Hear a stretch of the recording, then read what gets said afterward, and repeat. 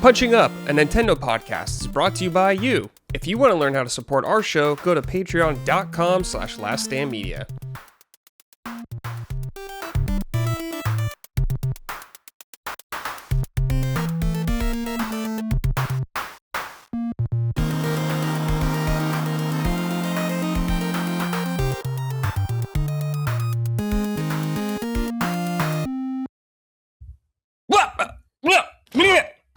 Oh, just gotta get him out.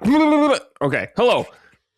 Hello, everyone. Welcome to episode 114 of Punching Up, Last Stand Media's weekly Nintendo podcast. I'm your host, as always, Brad Elsa. Joining me, I have my co-host, Micah Moriarty. Micah, hello. Buongiorno. How are you? Hello. Buongiorno, Brad. You're very high energy today. I'm loving it. Mm-hmm. You want to know how I am? Brad, I don't know if this is going to make you uncomfortable, but my socks are wet. And what? I might leave them on the whole podcast. No. That's unacceptable. Well, here's the thing. So Colin was shampooing the carpets, like right before we started. He stopped now because we're doing the show. And I walked across them with my socks on, and my socks are wet. And so I think I'm going to just leave them on, though. But I don't know. Just take your it's socks making off. You uncomfortable to know that I'm wearing wet socks. Yeah. Listeners, fucked up. Let us know in the comments what you think I should do. It's going to be the next day for you guys. Yes. Stay tuned for next week. I think I'm going to leave them on. As of now, I'm leaving them on. The bottoms of the socks are wet. I don't like that. There's also a hole in one sock, so part of my foot is wet. I hate holes in socks, man. I didn't notice the hole in the sock. Here's what happened. I worked out. I changed clothes. I brought the socks downstairs, though. I didn't put them on right away. So then I put them on, and then I'm walking on our hardwood floors, and I'm like, foot feels kind of cold. Mm-hmm. I discovered it. So I'm going to wear them for the rest of the day. I'm going to throw them out at the end of the day. But I figure I'll just get one more day out of them. Yeah. I already put them on, you know. But actually, I'll just throw away the one with the hole in it. I keep the other one, and I just match it with a different sock. Totally fair. But yeah, get rid of the whole sock. I mean, what are you, Tiny Tim? Come on. No, I'm going to get rid of the holy sock, but I already put it on, and I'm like, I may as well just wear it for the day, kind of send it off to pasture, you know? Okay, one last ride. I'll allow that. But yeah, the wet socks, I don't allow. That's that. Well, you're allowing it on your podcast right now. Co-host has wet socks. News at 11. I can only do so much, listeners. You can't rein me in too far, otherwise I wouldn't be me anymore. Exactly. She's across the country. There's not much I can do about it. It is what it is. So I have to deal with it. Just like all of you have to deal with it. They smell great because I stepped in the shampoo. So honestly, it smells wonderful in here. Okay. Well, that's nice at least. Before we get into all the Nintendo news and whatnot, please check us out on patreon.com/laststandmedia. If you would like to support us, you can get early ad-free access to all of our shows if you would like. Also, if you want some merch, go to laststandmedia.store. Micah here will send you merch from their household. So if you want something nice, head on over there. We greatly appreciate your support, guys. Demon's Rage wrote and said, "Good day, punchers. As the resident LSM BJ's Wholesale Club employee, I reached out when Micah said her local one stinks. Where does Micah stand on Royal Oak Lump Charcoal? It sells like hotcakes here. Any good? Cheers and happy Mother's Day to all the moms." Yeah, shout out to all the moms out there. Shout out. All the moms. Mm-hmm. They're everywhere. Mm-hmm. Which awkwardly, I was in the barbecue live stream last week. There's a channel I like. It's a Backyard Smokemaster BBQ on YouTube. And the next live stream is actually tonight. I'm very excited. Ooh. But he knows that I just hang out in the chat, and he was like, "Oh yeah, happy Mother's Day to Mama Micah," and I had to be like, "I don't have children." You could say you're a dog mom. One of those. Everybody started wishing me happy Mother's Day in the chat, and I was like, I don't. This is a long running joke between my friends and I that I was the mom of the friend group. But I was just like, oh God, I don't have kids. I had to explain because I felt bad. Royal Oak Charcoal. I don't use lump charcoal myself. And so I have heard really mixed things. Oh. My dad loves it. So my dad loves it. It is, however, up in Massachusetts, the only choice he has where he is. There's no other brands really of lump charcoal. He's definitely not in barbecue country. Mm-hmm. So it's all he can get. The long running joke, though, is that people call it Royal Rock because you almost always find rocks in it. People have found chunks of concrete. People have found like gloves in it. Like it's Gloves? definitely like workman's gloves, Oh. you know, like just making it into the bag. People have found just like, you know, hunks of plywood in it.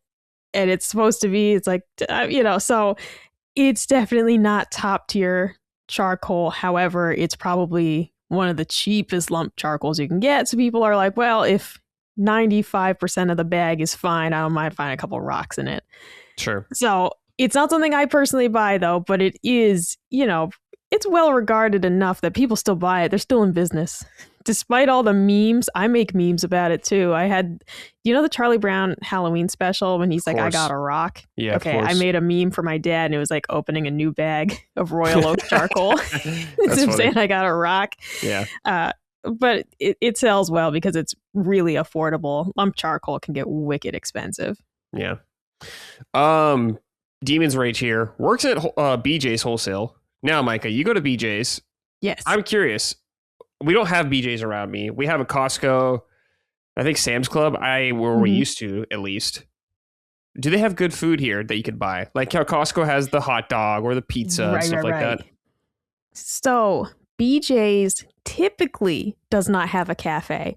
And because when I was a kid and our local BJ's also didn't have a cafe. I thought this was exclusively a Costco thing. There are some stores that have very small cafes, and I think you can get like a pretzel. They might do a hot dog. I've never been to one that had it. I found this out because I was on the BJ's Wholesale Club subreddit. Okay, because I know, I'm getting very old. I was just curious what people thought about shopping there. But anyways, and I saw that some people were talking about, some employees were talking about the cafes getting scaled back. And I was like, we didn't even have a cafe in the first place. And this is a brand new store. Ours was built a couple years ago and no cafe. And so some of them have it, but it's not on the scale of Costco at all with the pizza and the chicken bake and the double chunk chocolate cookie. Like they don't have anything like that. Damn. We don't even really see sample ladies anymore. What? When I was a kid, you'd have sample people pretty much every time you went to BJ's. There'd be sample people. It is very rare now that you see people doing samples, and a lot of times it's even like what's one time, because they're very pushy, there's this like third party guy, like he's not a BJ's employee, and he was like sampling juice. He kept making me drink all this juice. I did not want it. And then I considered buying some, and it was like fucking like $40 a bottle. I was like, I'm not buying this. But this guy made me drink all this juice I didn't want. I just was like, all right, bye. No, there's no cafe usually. Damn. Do you have problems saying no to people? Like at public with stuff like that? I think a lot of people do. Here's the thing. I was like walking, I tried to like completely avoid the guy, but he was like right in the middle, you know, and he was like, excuse me, miss. And I was like, how, you know, and I was like, all right, I'll try one. And he made me try like all 3 flavors. And like, I didn't want any. I knew I wasn't going to buy it. It's his job. This guy's trying to sell some juice, but I'm just like, we both just wasted 2 minutes of our life here. The cell phone people are my favorite. Just because those people, I'm just deeply honest. They'll be like, they always say, what do you pay for your phone bill? And I'm like, $35. And they're like, I can't beat that. And it's like, I know. And like those people don't bother me just because I just shut it down right away with like, no, you're not giving me a better deal. Yeah. But no, I struggle with saying no to people. Yeah. I've gotten so much better at it as I've gotten older. I just hit him with no, I'm good.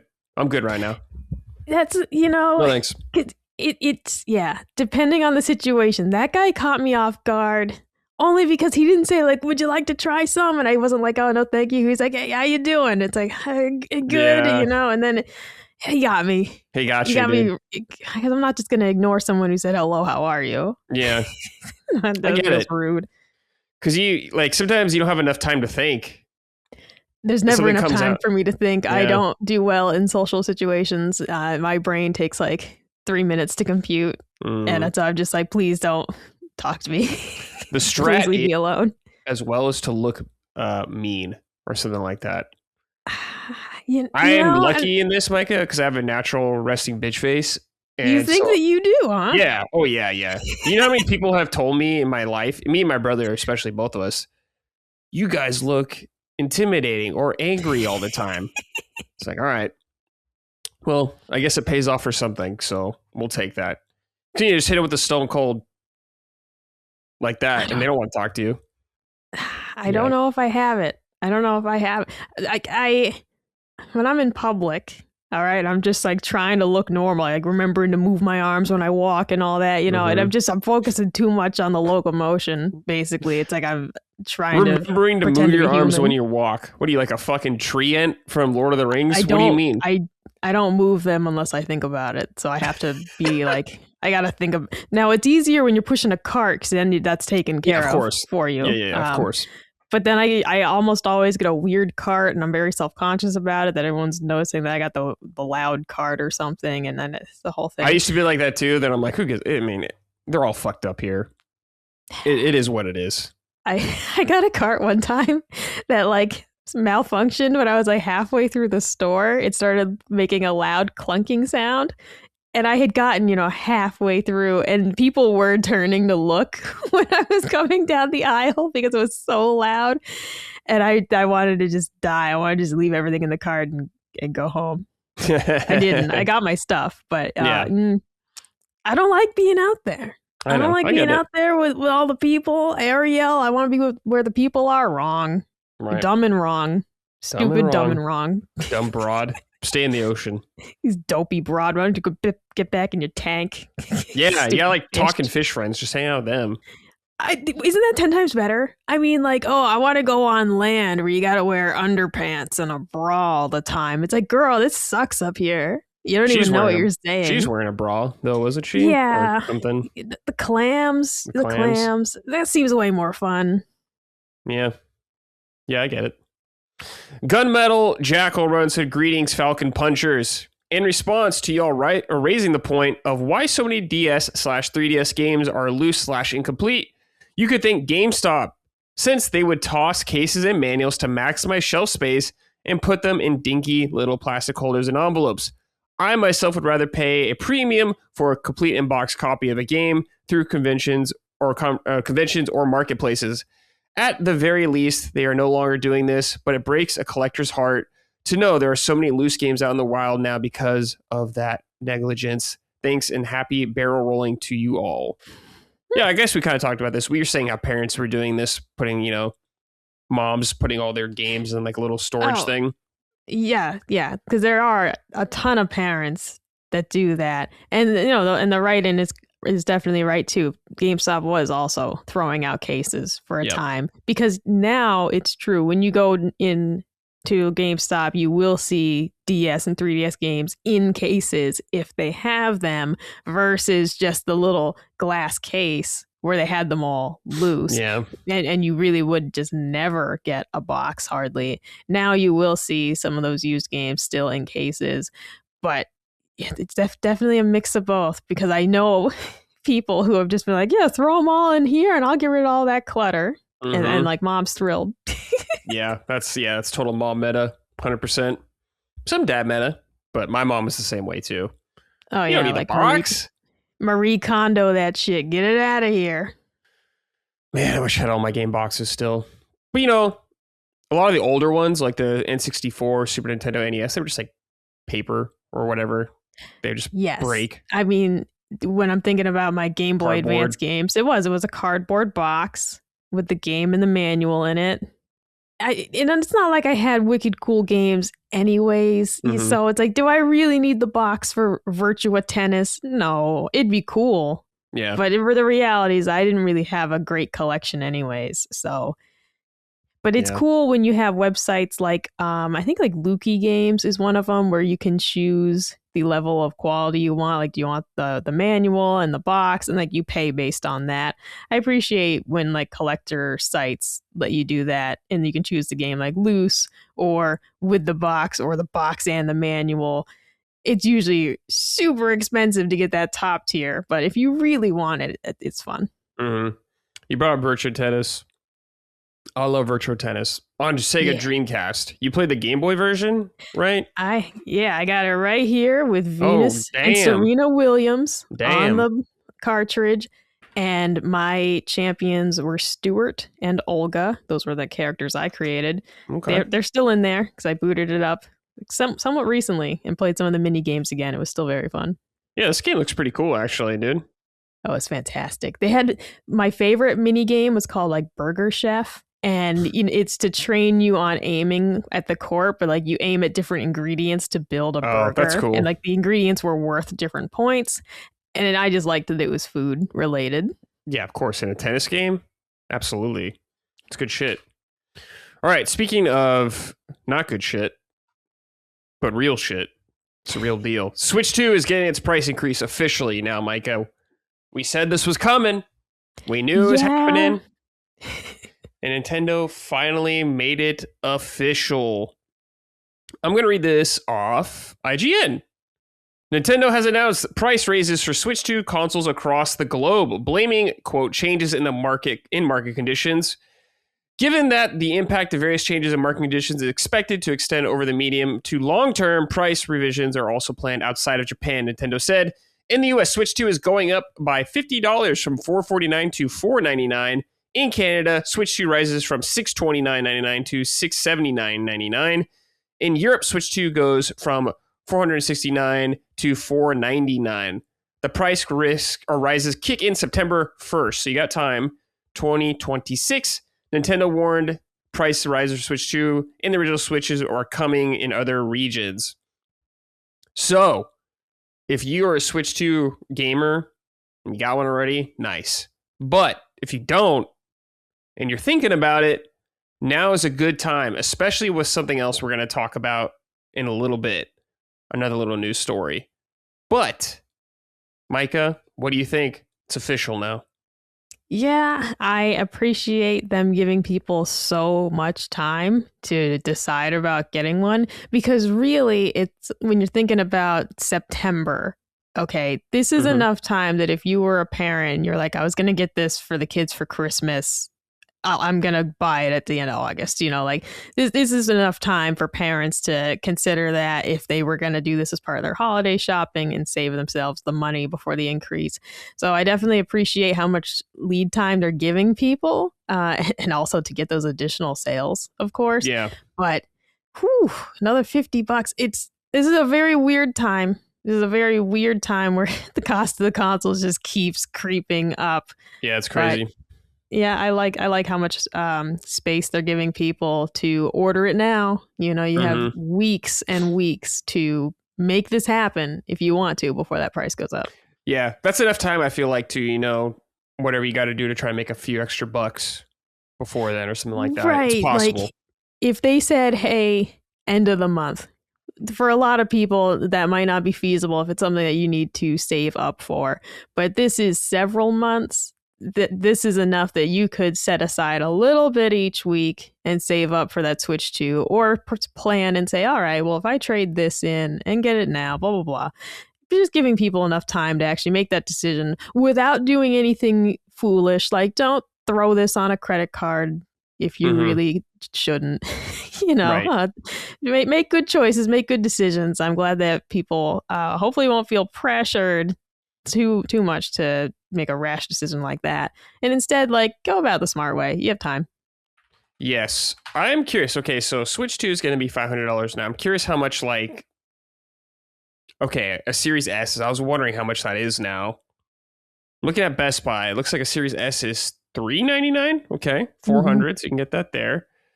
PS5, let's see how much that goes on for Best Buy. Whatever version they got here.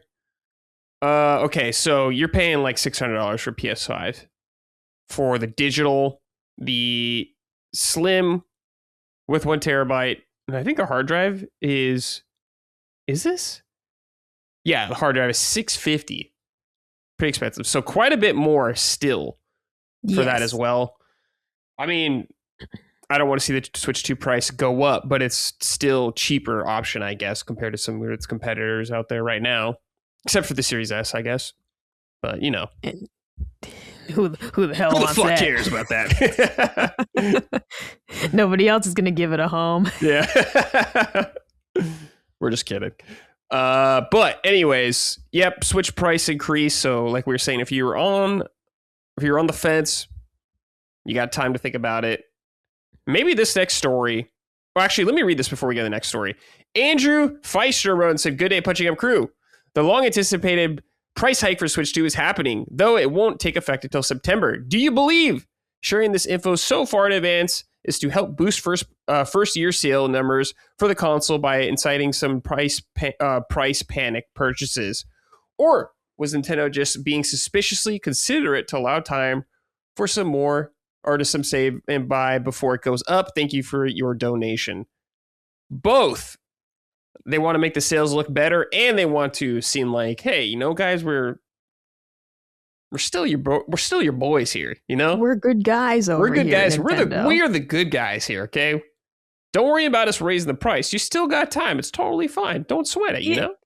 No, exactly. Because yes, they do want to sell a lot more of these. However, it makes sense too that it's like, well, if you're selling them at such a loss, you would want people to buy it at the new price, wouldn't you? So, yeah. But then the number, it's like, it is just numbers of like, yeah, just sell a bunch of them. Just see how many you can sell in this short window. And then the increase will kick in. And hopefully, of course, people are not going to be happy about it, but it buys you a little goodwill at least to give them so much time. Mm-hmm. Question is, will the Switch 2 price go up even more within like a year? Is this thing going to be $550 within a year or two? I mean, here's the thing. Personally, I think that they need to honestly just look to the next like iteration of Switch 2 if they want to go up like OLED model and make the money that way. $600, do you think? Whatever price they need to make it make sense, but in my opinion, I think the base console needs to stay around 500 to continue to be appealing as the option behind PlayStation. And then it's like, then do the OLED screen and charge whatever the fuck you want for it, because it's the special one and it's the upgraded one and it's the one for the connoisseur. Yeah, it's the premium one. Exactly. And mark that up to whatever you believe you need to do. But in my opinion, you've got to keep the base model at 500 or less. Like, we are already, and rightfully so, people are already like, look, man, some of these ports aren't fantastic. Right. It's like, I don't blame people for saying, I mean, it is $150 more to get a PlayStation, then it starts to make sense for people if you're not huge on the exclusives. But if you're getting a Switch 2, you got to be there for the exclusives. It really is Nintendo's entire model. If you're buying this because you want to play 007 on it, that's dumb. And don't do that, if that's all you want. But I think the next move, if they say a year from now we need more money, I think the move has got to be a premium version and do the OLED model, or even make the light model too. Price them appropriately. Don't price it at a loss. Price it the right way and make money off of that, but keep the base model at 500. I feel like that's really, really pushing it. Yeah, I'm trying to remember how much cheaper the Switch Lite was when it came out compared to the Switch. Was it like $50 cheaper or $100 cheaper? I can't remember. I want to say it was like $299. I got mine late as a gift. Colin got me mine for Christmas. Last block of cheese. Year before last. The Switch Lite launched in 2019 with a suggested retail of $199.99, so $100 less than the standard model. Okay, that's what Google is telling me. $199.99. Okay, yeah, I forgot how much the Switch was when it came out. So I don't remember. Now the Switch Lite is $229. So she's gone up by $30. But it's like, price it where you need to stop pricing the base console higher and higher and higher. It's just my opinion. I feel like you need to just have these options, but part of me says too, it's like, don't try and come in with a lowball offer on the Switch OLED, man. Just make it the right price and don't fuck with it. Yeah. Just price it appropriately. People will buy it if they want it, but don't say, yeah, the price of that's going to go up in 6 months too. Like, just choose a price that you can live with, hopefully for a long time, and stop fiddling with it. Because I feel like Nintendo just I just feel like they keep trying to go like, we'll go up $50, and they probably knew they needed to go up $100. Like, they knew, but they're like, well, we'll do it like incrementally, and it's like, well, I don't know. To me, it looks worse to keep doing this and then to just raise the fucking price and be done with it. Yeah. I wonder if they'll, like, with whatever, like, the economic situation that's going on right now with consoles, and especially like the prices and all that kind of stuff, I wonder if they'll be as ambitious with extra models of the Switch 2, or if they'll just kind of be like, we're just sticking with one right now. I don't know. Maybe if they could, I'm sure we'll get like a different type of version of Switch 2 as it is, that's like cheaper for them to make in some regard. So I wonder if, I imagine Switch Lite would be cheaper to make. Switch 2 Lite, maybe? I don't know, because there's no dock. I just don't know. I'm not sure about that. But I wonder which one we'll get first as well, if it will be Switch Lite equivalent or the OLED equivalent. Who knows? Hard to say right now, because we're not even a year into Switch 2's life cycle. No. And I honestly didn't expect anything like that until 2027, is what I would say. But you never know. They could jump the gun early. All right. So we got the Switch 2 price increase and all that going on. But Nintendo has also announced a new Switch 2 bundle that could make, if you're on the fence right now, even more enticing. So along with the price going up in September, Nintendo has announced that starting next month, it will offer a Nintendo Switch 2 console bundles, including a digital game for $500. So you can get it, what it's going to be in September with the free game. And this is a good list of games. Let me read this from Video Games Chronicle. The Choose Your Game bundle will be available at select retailers and allow purchasers to redeem digital versions of either Mario Kart World, Donkey Kong Bonanza, or Pokemon Pokopia. The Nintendo Switch 2 Choose Your Game bundle will be available for a limited time while supplies last, the company said. Previously, Nintendo offered Switch 2 console bundles with Mario Kart World before the offer expired ahead of last Christmas. The new game bundles arrive ahead of announced price release, what we talked about, starting September 1st, raising the base console price to $500. So they're just saying, okay, so that's pretty much all we need to know. So if you were on the fence, or like we said, you were on the fence, didn't know, now is a great, or next month is a great time to buy in if one of these games is appealing to you. And honestly, these are pretty good games overall. Some of the best games on Switch 2, Donkey Kong Bonanza, Pokemon Pokopia. Mario Kart's still fun. I haven't played in a while, but it's still fun, especially if you got other people to play with. But this is a good bundle, in my opinion, right here. Especially you get to choose whatever game you want. And for $500, dude, because like Mario Kart World is $80 on its own. Donkey Kong is $70. Pokemon Pokopia, I think, is $70, or is it $60? I believe that was $70. Let's see. Digital price. Yeah, I can't remember. $70. Okay. Yes. So you could save $20 if you're planning to buy one of these games, $20 or $30, depending on which one. That's a pretty damn good deal, in my opinion. Good time to strike next month. Micah, thoughts? No, absolutely agree. This is definitely the way to go if you want to buy before the price goes up anyways. And hey, here's a game. And these are great games. Like you said, Mario Kart, it's not something I spend a ton of time with because I don't have a house full of people who want to play it with me. And playing online, those kids are fucking savages. Okay, so while I like it, it was very well done. It's not something I'm spending a ton of time with right now. But if you have children, they're gonna love it. And all the choices are perfectly good. And this happened, of course, before this, but previously it was being shared all last week that like on Newegg you could get Nintendo gift cards, like eShop cards, for less. And so a bunch of people were like stockpiling them, you know. And so it's like you could end up just saving a fortune, keeping an eye out for deals like that too. So keep an eye on, Wario64 and Cheap Ass Gamer on Twitter. Those are the places to see these type of deals if you're hunting for them ahead of this price increase. Yeah. So there you go. If you're on the fence about Switch 2, you got time. All right, Micah, next bit of news here. Next Dragon Quest game announcement is coming very soon. Let me read this so this originally came from Reset Era where I saw this. I'll read it off there now. New Dragon Quest live stream with new title announcement on May 27th to celebrate the 40th anniversary. So this video was originally accidentally put up, I believe. And Yuji Horii, who is, the man behind Dragon Quest now, said, we'll be doing a live stream on May 27th. I think we'll also be able to announce the next title / work.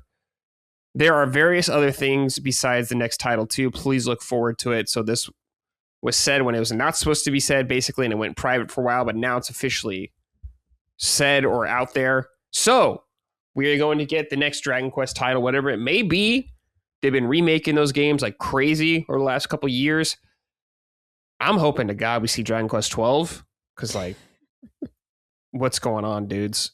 I'm going to look this up. When was Dragon Quest 12 announced? They're already doing this to me with Kingdom Hearts. It's how long do you guys gotta fuck me over? I get it. It's Square Enix. I'm used to it. It's been like this for decades. It was announced May 27th, 2021. Oh, yeah. 5 years ago. It's been a while. And we've seen a logo of that. At least with Kingdom Hearts, we saw gameplay, quote in quotes, or their visions for the gameplay of that. We had an idea. We've seen Jack Dick for this game. So please, for the love of God, show me that game. But it sounds like they're going to announce a brand new game as well. I'm assuming it's going to be another remake. What have we had? We've had 1, 2, 3, 7. Yes. So now we go 4, 5, 6, or 8, or 9. Not 10. They won't do 10 because they hate us for some reason. So that's cool. Micah, what do you think it's going to be? And what do you want it to be?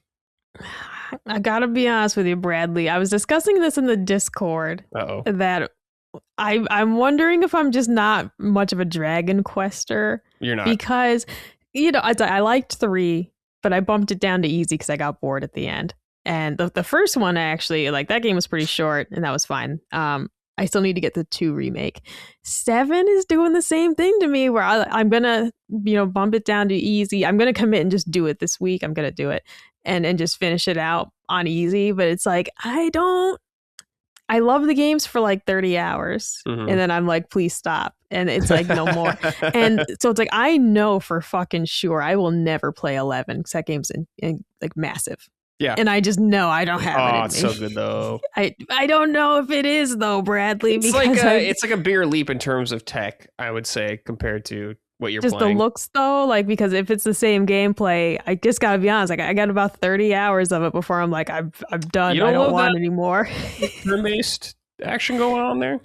I love turn-based, but it's God, what is it? What is it about it that doesn't hook me the same? Because Persona, I played Persona 5 all 100 hours and I was enthralled. It's I don't know why Dragon Quest starts to put me to sleep after about 30 hours, but it just does. And so what do I want? I want more remakes because I don't know, they some of them seem to be less massive games. Some of these, so I'll take the older ones that aren't huge. Oh God, because 1, 2, and 3 weren't. That was pretty cool. Those were NES games, but they chopped down 7. Yeah, and so maybe they'll chop down these other ones. Here's what I want: remakes, streamlined. Do what you did with 7. 7 was still too long, but do what you did there and chop off a bunch of it and give me, as Mike Vrabel said, cut off half and leave her 6 is what. And so do that, and I'd be fine with it. I don't want 12. It's gonna be a 500-hour game, and I don't care. I don't want it. Give me that 500 I want it hours, for maybe. you. Yeah. I want it for you and Colin. It's like, Yeah. but do I want that? No. No. Well, it's a damn shame. How are you and Colin married? I don't get it. Well, so here's the thing. I mean, I like the games for like 30 hours. They just start to overstay their welcome. They do. They just overstay their welcome. I love the art style, of course, but I think it's really charming for 25 to 30 hours. The slimes and the little drackies, everybody's so cute. The enemies are like funny. I like all of that.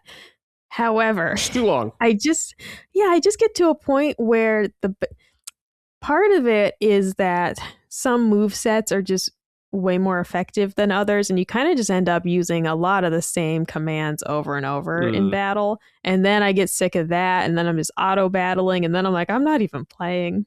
What the hell am I doing? The story is not amazing. The story is a cute little story to keep you engaged somewhat, but it's not enough. It's not enough. Sure. So yeah, I don't know. I like them, but I don't love them. And I wanted to. I really wanted to love them because Damn. I've tried. I keep trying them. You're trying, yeah. At this point, I've finished 3-1.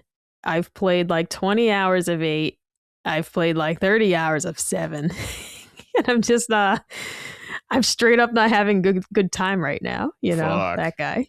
Man, you falling off 8 hurts me the most. Because I love that game. 8, I really like the story in 8, actually. The problem with 8 is some of the quality of life stuff that they did in the remakes is not there. And it's just like, oh my God, like you can't zoom from inside of buildings. You hit your head on the ceiling. And like in the remakes, they're like, you don't care. But it's like, dude, I don't want to go back through the dungeon again. Like you get all the way to the end of like a 1-hour dungeon. They're like, now leave. You gotta walk your fucking ass out. Yeah. I forgot. I'm like, bro, please. Did you play a lot of Japanese role-playing games when you were younger, like a kid? Oh, no, never. Probably actually Dragon Ball Attack of the Saiyans for DS might be one of the very first like turn-based games I played and said, whoa, mama, this is incredible. Yeah. But no, I really did not have many games as a kid. And especially through the Jehovah's Witness lens, you're not allowed to have anything related to magic or anything. And so it's like your options for games, super limited. No wizards, no casting spells, nothing. So wouldn't have been able to buy anything like that, even if I wanted to. Yeah. But yeah, I got into turn-based games very late. And I love turn-based games. They're actually probably my favorite type of game. There's just something about Dragon Quest that it doesn't maybe it's just because Dragon Quest is so traditional, I suppose, and old school. Maybe it just doesn't have enough, I guess, to appeal to maybe like more modern RPG gamers. I don't know. I don't maybe it needs something more like is. real time, like Expedition 33 had or something. I don't know. I personally, because I love the Octopath games where you kind of like you save up your points, you like power up your attack, and I do really like those type of mechanics that have like a little extra. Really, my favorite games are my little grid based games. Yeah, those are my favorite tactical. Those are my fucking favorites, Mm-hmm. and then turn based like the menu after that. So I want to like it so much though. I really do, because I think they're so charming and I love the little slime guys and everything, but I don't know what it is. Maybe too, it's like it is always the same story every fucking time. Yeah, like the Drinking Lord's back. Yeah, oh, dude, the Demon King, he's back. Yeah, every time. And now here's the thing. I've played games that have like very, very simplistic stories. We'll get into that later in the what we're playing. I'll talk about Langrisser a bit more. But God, Dragon Quest really is just like, well, you're doing it again. The Demon King's back. And it's like, again, bro, the Demon King come back. It's like, it's game 8. The Demon King coming back again. Do we just have another villain we could pull from? Like anybody? Anybody else in there? Yeah. Dolmagus is a cool villain in 8. The clown, the gesture guy. Yeah. And turning people into frogs and horses and shit. Like that's the thing. 8 so far, I didn't finish it because of the 3DS kind of stank on it. But 8 had the best story so far of the ones I've played. And I remain curious about it. I really liked the characters. In my head, I don't have enough charisma points, but there's that guy who's always calling you Gov, like governor. And in my head, I call people that all the time. I can never do it because I don't have enough charisma points. But in my head, I'm always like, how's it going, Gov? Like, so it imprinted on me. I really liked that game. I just was like, if I have to walk all the way back through one more dungeon, I'm going to rip my hair out. I can't do it. Yeah, I guess it's just because I grew up playing a lot of old, like, Japanese role-playing games that are probably rough around the edges for a lot of people. I can deal with it more in a lot of regards. Don't get me wrong. I've definitely played plenty of RPGs where I'm like, all right, let's wrap this up. Land the plane here. Let's wrap this up, Metaphor. Let's wrap this up. No, that is, the more we talk about it, backtracking is huge for me as a minus point. I really, really hate backtracking. And like Dragon Quest VII continually has you be like, you gotta go here. All right, now go back over there. Now go back to the starting location, then go back over there. And there are some of the little side stories where you're literally just walking around like endlessly in circles. And it was like for like a shitty little story. I'm sorry. And so backtracking is maybe one of the most grating things to me in a game. Besides like the occasional, all right, we're going to go back over there like just once. And this game's like, you're going back over there for the 15th time. And I'm like, please stop. Please. So that is, I think we've nailed it down. The backtracking in Dragon Quest really kills the momentum in my brain for how the story and everything is going and the fun of it. And then I'm just like, I start to lose that motivation. I'm really determined though to beat it before Yoshi comes out. I want to do this. I have this goal in my head that I'm going to make that happen. This isn't a news story, but I can bring it up here. Dragon Quest XI Echoes of an Elusive Age for Switch 2 has been rated in Taiwan. Please don't do this. Don't do this to people who like Switch. Don't do it. It's coming. Don't hurt them. It's coming. Switch 2. I'm making a vow to myself. I'm not going to buy it because I know me and I see shiny games and I buy them because I tell myself, oh, you're going to love it. I need to hold strong on that one and be like, you're not going to like it. It's too much. I like Dragon Quest 11. That was one of my favorite ones I've played. I haven't played that many mainland ones, but I did like 11 a lot as well. Long ass game though. Like long game. Yeah.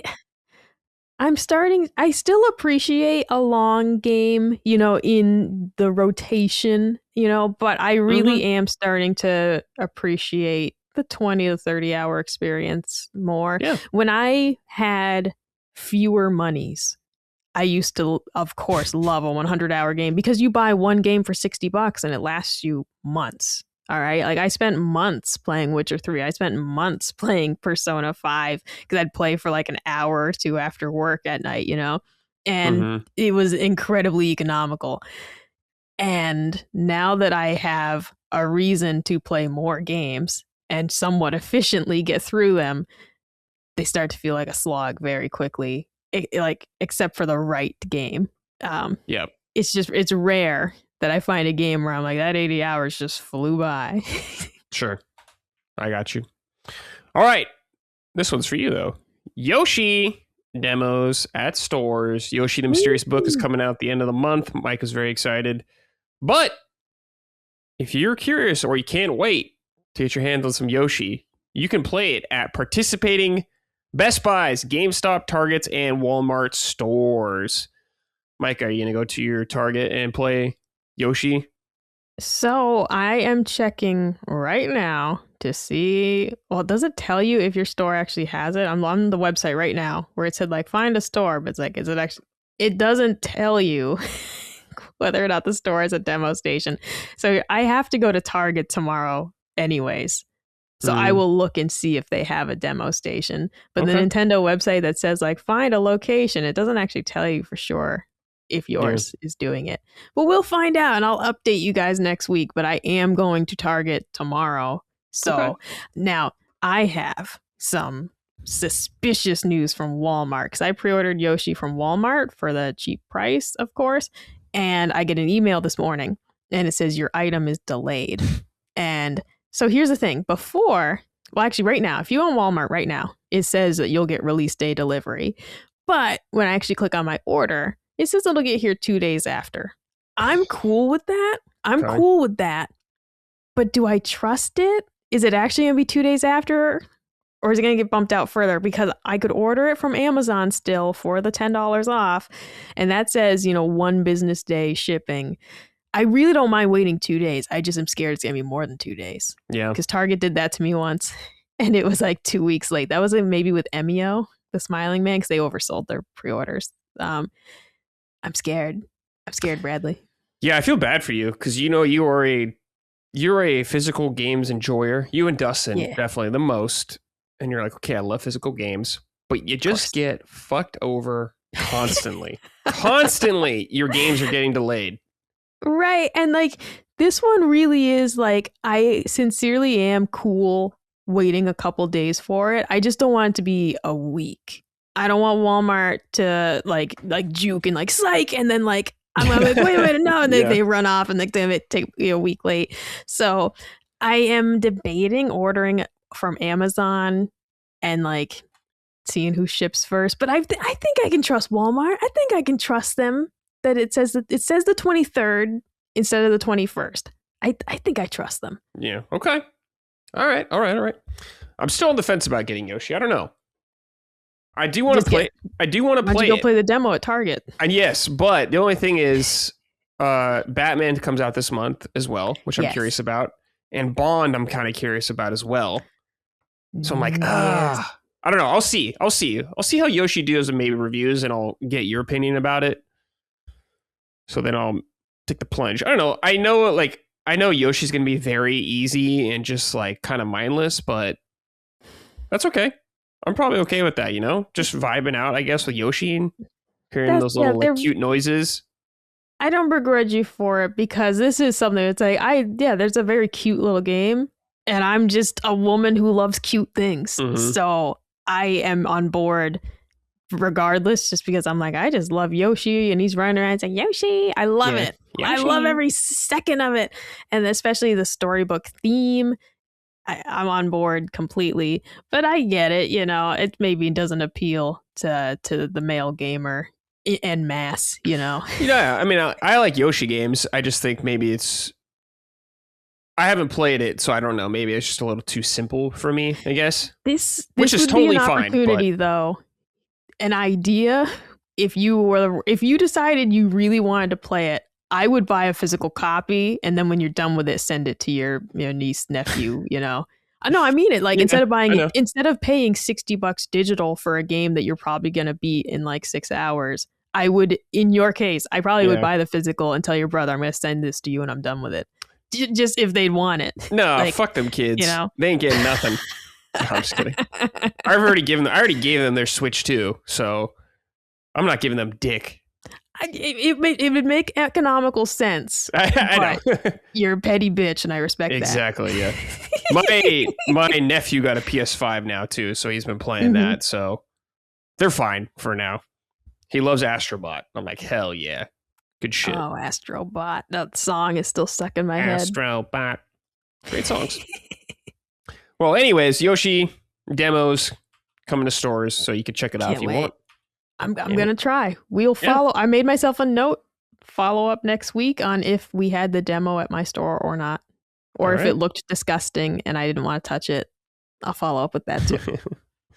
All right, Micah, what we've been playing. Please tell us what you've been playing.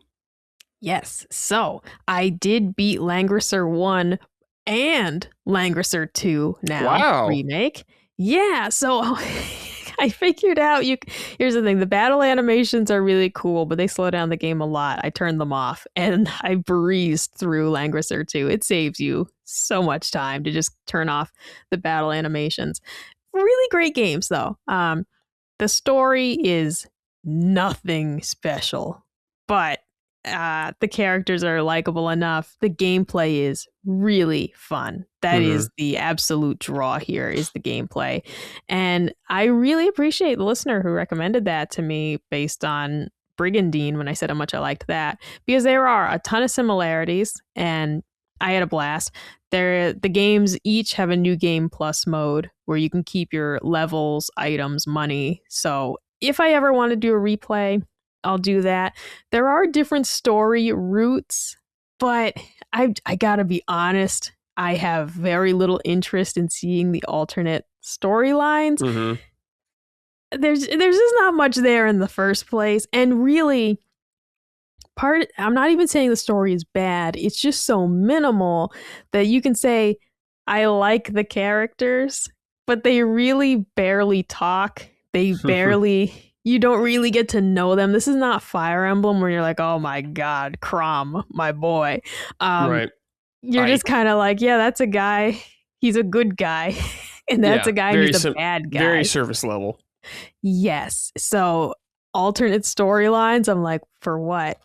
Besides just the replayability and like getting more hours out of the game.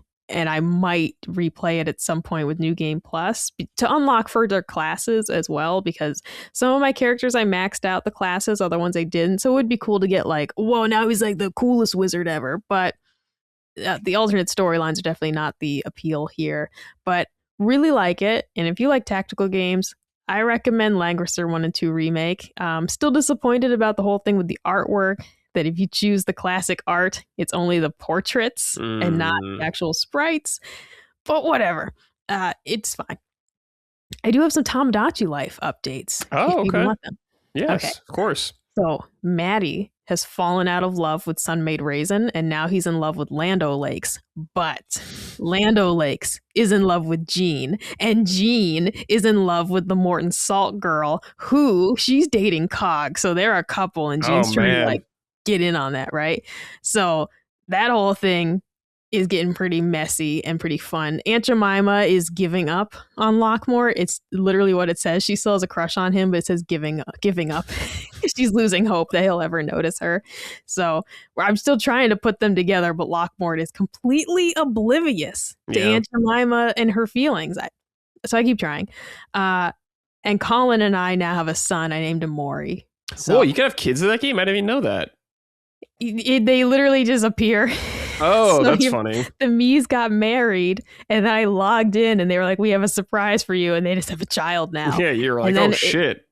It goes through like a whole montage, so you don't actually have to deal with them being like a baby. It becomes a regular person very quickly, and then they suggest a name. It's really funny because they suggest a name.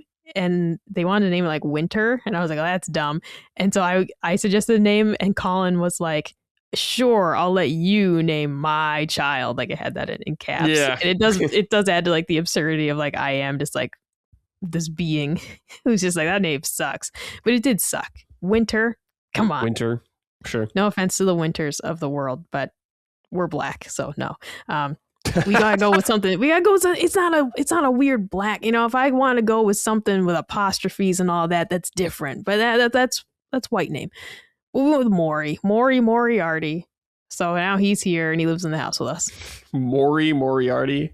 And that's a name Colin and I have joked about forever. And like low key, if we had a kid, it's in the running. Oh man, it's in the running. I still have it on my name list. Yeah. Now most of these names aren't very good, but I haven't put a lot of thought in it. Manfred is on the list. Hold on a second. Well. Listeners, let us know in the comments what name they should give the kid in the game. Give us your names for them. Like, I have some real names for if we ever had a kid. I have some real names that I'll not reveal. Yeah. But like the joke names, like Jeremiah. Jeremiah Moriarty. Jeremiah Moriarty, yep. But Maury and Manfred are the top of the list. Manfred, Jesus Christ, dude. You picked like these like frumpy fucking names or something like that. Bro, Maury's a fucking dope ass name, first of all. Well, when I think of Maury, it's the talk show guy. Like, that's exactly why we did it. Okay. We love Maury. Okay. Oh, dude, we will love the not the father compilations and like dudes just getting announced that they're not the father. Who doesn't like that? That shit's so funny, dude. Exactly. We love it. No, we're big Maury fans. Okay. Bring out the olives. You know that one? Yeah. What about like Jerry? Jerry Springer's the same thing. Oh, rest in peace. Did you ever watch Jerry Springer's game show Baggage? I don't think so. Let me see It's this. hysterical. It is a game show where each person shows up with 3 luggages and it has deep, dark secrets in them, but going from like, wow, least important to most important. Like the first one will be like, I wear wet socks. But then like the last one will be, I have $1 million in credit card debt. Okay. Yeah, something just popped up on mine and it says, I spoon feed my puppies at restaurants. Yes, exactly. It's like they go from somewhat benign but annoying to, oh, I was convicted of a felony. Like, so it is a really funny dating show. But the best part is he'll always be like, we got some good looking guys. And it'll be like the ugliest people you've ever fucking seen. Like, it's just it was great. Chopped all of them. Yeah. And you had the whole point though was that these people had horrible baggage. Yeah. So what were you gonna get besides like some fucking weirdos? Yeah. But yeah, the twist is that at the end of the show, so like you pick your date and say if you can accept all their baggage, and then at the end, the dater has one suitcase with their deepest, darkest secret, and then the person they picked has a final chance to reject them. Mm-hmm. And sometimes that would happen, and it would be very funny. All right. What am I up to in whatever Tomodachi life?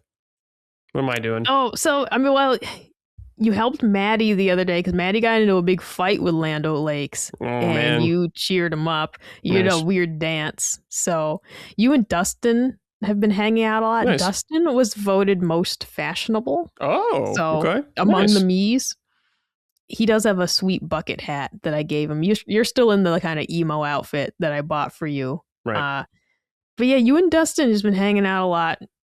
It's quite real. It's quite real. It's quite true to life. Are you going to try to make us go to the Cheesecake Factory or something? There is no Cheesecake Factory. There is a restaurant in the game. Okay. But yeah, I wonder if I could. I'm not, when it comes to the decorating and stuff, I don't have the patience for it. Like Jean's Island looks incredible, and mine just looks like it was hit by a tsunami, and like the people are still living here. Like it looks like shit, and you can like reskin the buildings and stuff. And it's like I wonder if I could like make a Cheesecake Factory sign and put it on a building, but I don't. It would take probably like 5 minutes, and I just don't want to. Sure. I put no effort into decorating. There's like sand everywhere instead of grass because I just don't I don't have the time. I do, but I hate the decorating part. The terraforming and all that, hate it. I don't want to do that. Has any me had a birthday yet in there? No, nobody's birthday has come up yet because I was too late to put Holly in and I missed it. So nobody's had a birthday yet. You should check Friday. It might be a birthday. So we'll see what they do. That's if I put it in there correctly. Yeah. Well, you asked me, so. I did ask, but it's me. Yeah, that's true. We'll see. We'll see, dude. All right, I'm gonna make a note of that as well. See what they do. Friday. I live with the Sacred Boys. Is that what you said? I remember you telling me that. Like and last Maddie time? moved in with you guys too. So shit! All the boys are in the house. Oh, dude. Okay, and you, so right? So and Mort now or Maury. Yeah. Colin, Chris, and Dustin already lived together. Then you moved in. Then I moved in. Now Maddie moved in because Chris said he wanted to podcast with Maddie all day. So now Maddie's in the house too. It literally is just turning into an apartment building though. Like we're all just like a boarding house. We all just live together. We have a shared kitchen and bathroom. And that's but there's fewer and fewer houses on the island because everybody just keeps wanting to move in here. And I just keep saying yes. I don't have to, but I just keep saying yes. And so now they're all slowly just moving into this mega complex. Yeah. Okay. Very nice. Micah, anything else you want to talk about game-wise? No. So having beat Langrisser 2, and I have, as of this minute, like if Walmart really delivers my game on the 23rd, so I got like 11 days. So I'm going to try and beat Dragon Quest 7. I took the case out last night. I stared at it. I said, I don't want to play this right now. And I watched some YouTube instead. But today's a new day. Today is a new day. We're going to start it after dinner. Okay. I think. Very I promise. nice. Very, very nice. Micah, for me, it's been a weird year for me. This year has been a lot of like online and multiplayer games for me. I haven't beaten a ton of single player games this year. There have been like in terms of multiplayer games that really stuck with you. You Yes. know, like you've gotten a couple games that you're like really dug into it. Yeah, like a lot of marathon, playing Final Fantasy 14 again, stuff like that, Overwatch. So yeah, hold on. Let me see what games I've beaten this year. Single player games. I'm still in the process of playing some that I will beat, but I want to see what's been going on. 2026. You're going to be furious. I've beaten Ocarina of Time 3D. I've beaten Dragon Quest 7, God of War Sons of Sparta, Resident Evil 9, and Zelda Oracle of Ages and Oracle of Seasons. So 3 Zelda games so far this year. However, I have Cope right here. These are for YouTube videos, those two. So and that's valid, you know. And of course, I can't hate you for playing old games because I also play old games. The difference is that I haven't played them before. Yeah, true. You know, because it's like my listed games like so far, like that I've played: Octopath Zero, Fire Emblem Path of Radiance, Harvest Stella, Brigandine. You know, like these aren't, outside from Octopath Zero, it's like Pub Encounter. These aren't new. Langrisser 1 and 2. These aren't new, but they're new to me, at least. You're on your 10th replay of every Zelda game. Very fair, of course. But the Oracle games, I have not played in 25 years. So it's been a hot minute. It's been a minute. It's been a while. It's been a while. That's right. It's been a while. Iconic. So what I have been playing is I've been playing Saros a little bit, chipping away at it. I'm enjoying my time with it. I think the gameplay is super fun. I love those kind of games, so that's been wonderful for me. Narratively, I'll be honest, I haven't been paying too much attention to it because I've been playing it a lot when I'm in like Discord calls with everybody hanging out and stuff like that. So, I'm sorry. Wait, hold the phone. You're trying to brush right past that, mister. What? Don't listen to a podcast while you play a game. And here's this man on the phone. Yeah, on Discord playing with the George Soros adventure game. And like I am going through the story and like reading stuff, but it's like I'm not retaining it as much. But that's okay. I'll do a deep dive before I go through everything. Listeners, I need everyone to remember to harken back to when I was playing Xenoblade 2 and Brad was like, don't listen to a podcast during it. And I'm like, you don't understand. They're British and it's terrible. And I do understand. I played it. And here he is on a Discord call playing the George Soros adventure game. Yes, I am. I'm not playing a narrative RPG, I guess. There's a narrative. No, I don't understand but it's like, I watched it. Saros is kind of like, I guess you can engage with it if you want. It's like, all right. Like, everyone's just like, there's a fucking eclipse happening. I'm going crazy. I'm like, all right. How many games are this kind of thing? I kept asking Colin what was going on at various points. Or like, there was a character I was like somewhat attached to. It was really just because I thought it was funny. And I was like, no spoilers, but I was just like, oh, what's going on with that guy? And Colin was kind of like, I don't even really know. Yeah. It definitely wasn't as enthralling to me from a narrative perspective as Returnal was, but that could just be a me thing right now. Returnal was definitely more mysterious. Yeah, maybe that's what it was. What the hell is going on? And she's like in her own mind about it, and there's no one else to interact with. Like, it was very different from this game. It's like, we've got a story to tell you. It's like, oh, all right. Yeah. I'm not against it, but it's not what I expected. I thought we were going to be more like the first game, and I'm getting these breadcrumbs and I'm figuring things out from hallucinations and memories, you know, and instead I'm just talking to people. Yeah, like, I'll be frank, I'm there for the gameplay in this kind of game like that. Story's a bonus, but a not essential kind of thing for me. But I will kind of do like a recap before I wrap everything up and go through more of the story stuff and read everything again just to make sure I know what's going on. But it hasn't done anything where I'm like, whoa, cool, I gotta know so far. It's more of like this standard eldritch horror kind of Lovecraft thing, which is fine. Yeah, it hasn't done anything to like stand out to me yet. That's That's how I approached BioShock, much to Colin's misery. Oh, yeah, of like he audio probably- logs. Who gives a fuck? And just like talking over them and like just playing the game and just ignoring No, them. listen. And then when you get to the end of the game, you're like, I got no idea what's going on right Yeah. now. Just Would you kindly? That's how I played it. Yeah. Well, there's It's that. great. I'm pretty far into the game. It seems like I'm near the end. I'm sure there's like a true ending and all that kind of stuff, which I will do if there is. But I'm having fun. Other than that, I'm trying to think single player kind of games that I've been playing. Hasn't been much. Pragmata is still in the back burner. I was planning on playing that, finishing that after this because Pragmata, however you want to say it, is easier to hop in for me gameplay wise. Because Seros to me is much more like rhythm and getting like in a flow state with that game. It's Pragmata, you can just kind of hop in, whatever, no big deal. But Pragmata, I definitely want to do New Game Plus with, because I'm sure it's a Capcom game, so assuming there's some fun unlocks and all that kind of stuff. So I'll do that there. In terms of that, not much else right now that I can think of off the top of my head. Like I said, it's been a weird multiplayer year for me. The first time in quite a while, so that's just the vibe this year for me, I guess.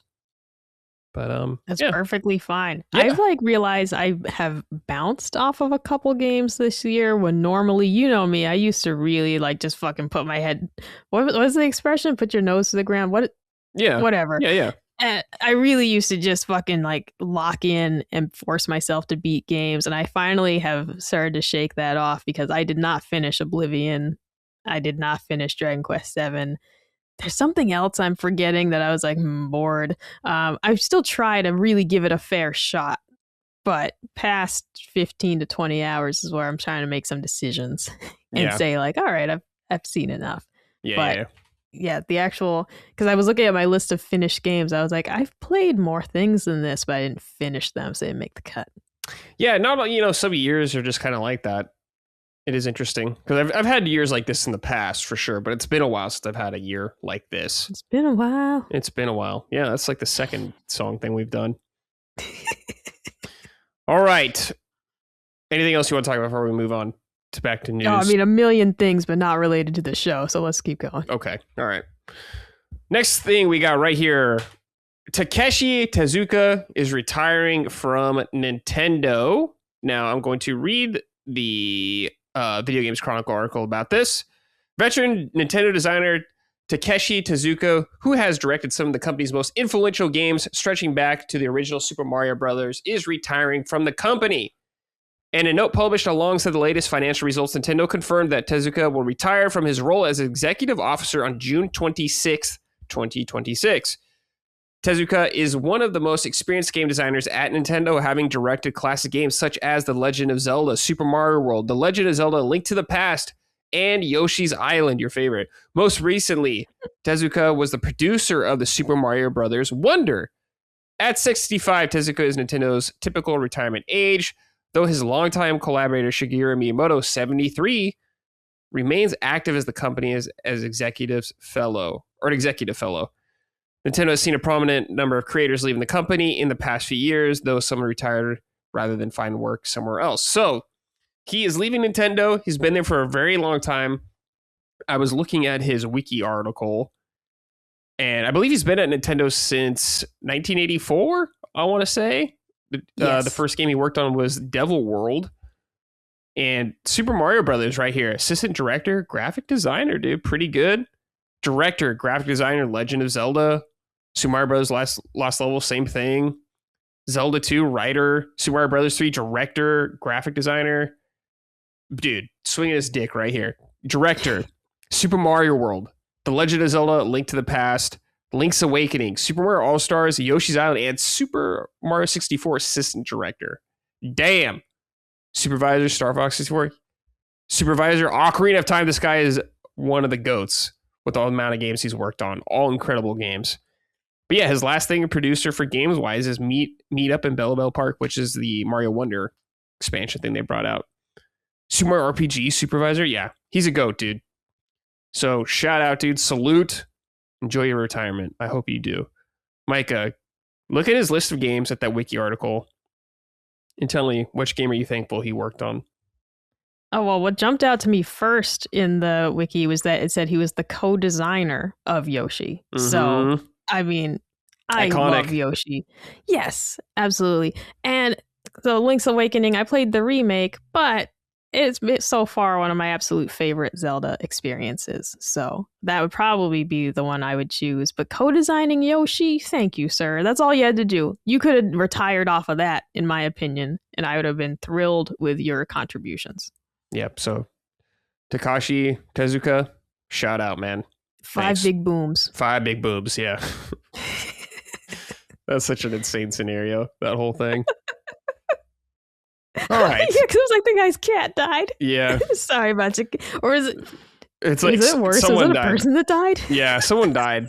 It's like just 5 big booms. 5 big booms. 5 big boobs. God, I love the internet sometimes. Yeah, it's an amazing place and awful. All right. This one's interesting. This is like not Nintendo endorsed at all, of course, but an unofficial Twilight Princess PC port is out now. Now, Micah, you know, I am a big Twilight Princess defender. It's better than Wind Waker. You like to say that. A lot of people just got upset, but I must speak the truth.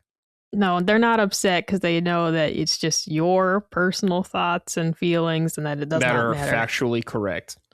Anyways. Now you're taking it too far, Bradley, you see? Anyways, the project is Dusklight. You can download this if you want. The thing, of course, get your own ROM. Nintendo, don't shoot me. Dump your own ROMs for this, all right? But they've done a bunch of stuff for like features, widescreen, increased FPS. The game originally runs at 30 on all versions, by the way. That's GameCube. Plenty. That's all a man needs. It's playable. Don't get me wrong. I'll play in 30. It's totally fine. But it is nice to have the option. You could use different controllers and all that kind of stuff, play it on different platforms like Linux, Windows, Mac, iOS, all that kind of stuff. Graphic tweaks and all that good stuff. Quality of life. There's like a whole lot of stuff that I haven't delved too much into. Wait, hold on. I think I might have brought a little bit of a list. Let me see. Okay, here's some things. Enhanced resolution, uncapped frame rate, gyro aim, console accuracy. Oh, for like glitches and all that kind of stuff. Bloom presets, all that good shit if you want. Shadow resolution. Free cam. So it's not like, that's like the Wii U version, right? Okay. Mirror mode. Ugh. No, thank you. Quality of life features, fast climbing, hold B to skip text, fast transform, and some Tears of Light. Dude, skip the Tears of Light. Come on, man. Sun Song. No rupee putbacks. Oh, that means if you open a chest and your inventory, your wallet was full, you just put it back. So they got rid of that. I feel like they did that for a version. Maybe they didn't. I can't remember. And there's like goofy cheats if you want to do all that stuff like Moon Jump, Super Claw Shot. So if you've never played Twilight Princess, this is probably a very good way to play it. Of course, you know, play it legally. Do it legally. I'm not telling you anything illegal, but we're not telling you anything except I'm not telling you anything, but it does exist. And Twilight Princess is incredible. It's an incredible video game. So do with that information as you will. Nintendo, put the gun down. Don't point Is that Michael Jackson video of him lowering put the gun down? Yeah. Exactly. So I would like to check that out someday. Because, you know, I love it. But I can't start another Zelda game or Micah's going to fucking kill me. No, do it. Start the game, Bradley. No. Start the game. Not right now. Play another old game that you've played 10 times. You know what game I was thinking about playing that's old that I've never played actually are the Lord of the Rings Lego games. I've never played them. Oh, I love those. I bought them on Steam years ago for like $3 for both of them or something like that. It was like an insane deal. And I haven't played a Lego game since I think the PS2 era.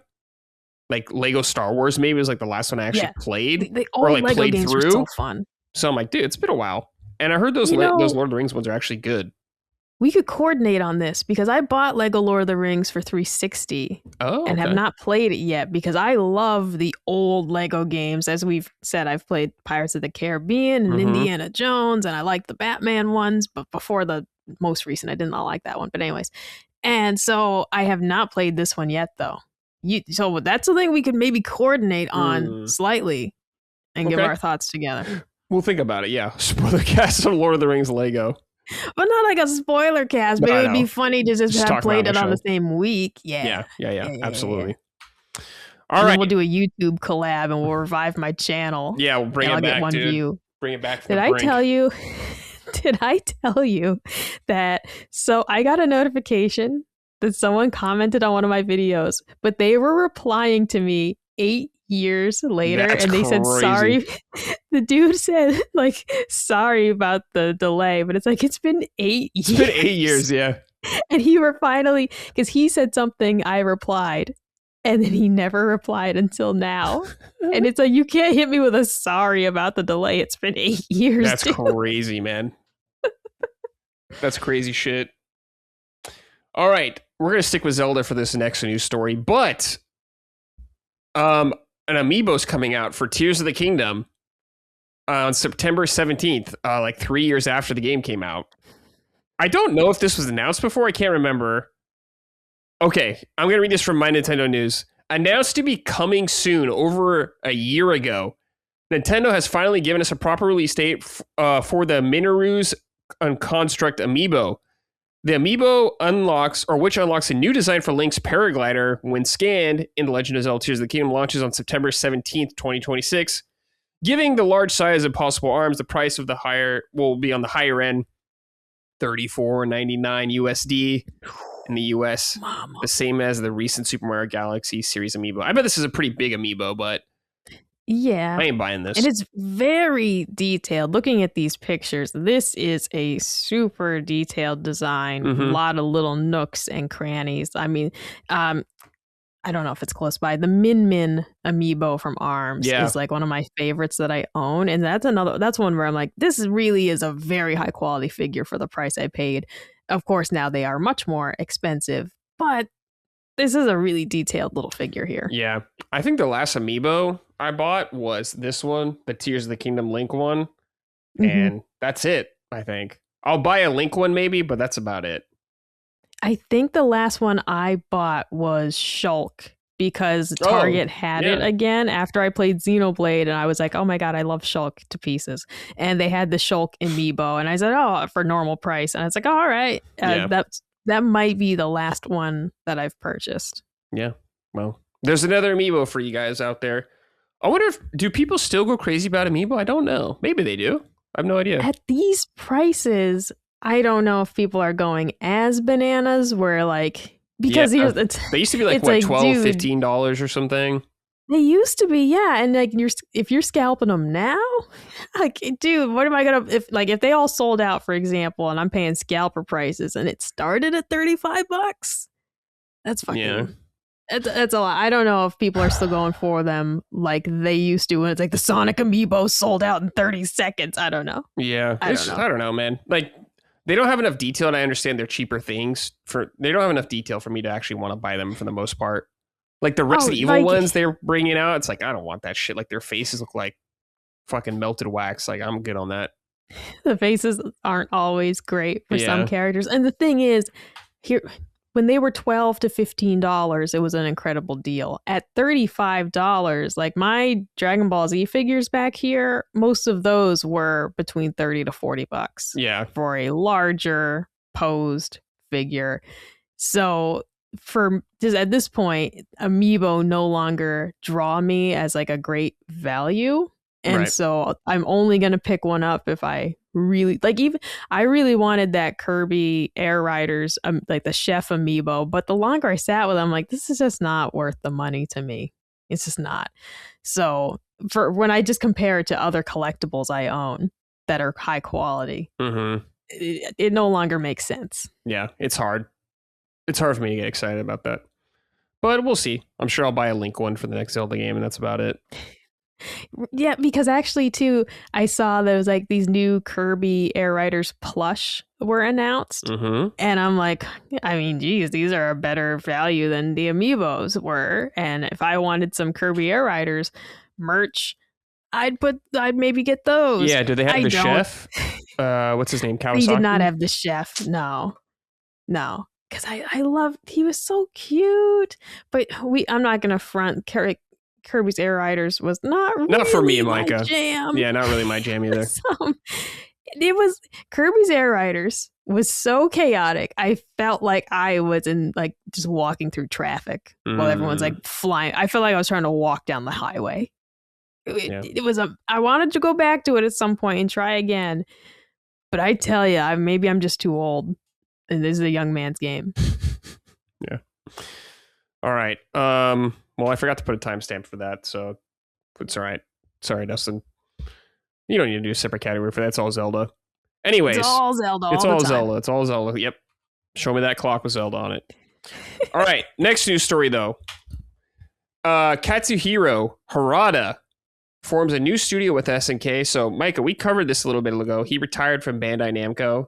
He had been at Bandai for a long time. You know, he's the Tekken guy with the glasses. Don't ask me for shit. Legendary guy in the game industry. But he has formed a new studio with SNK.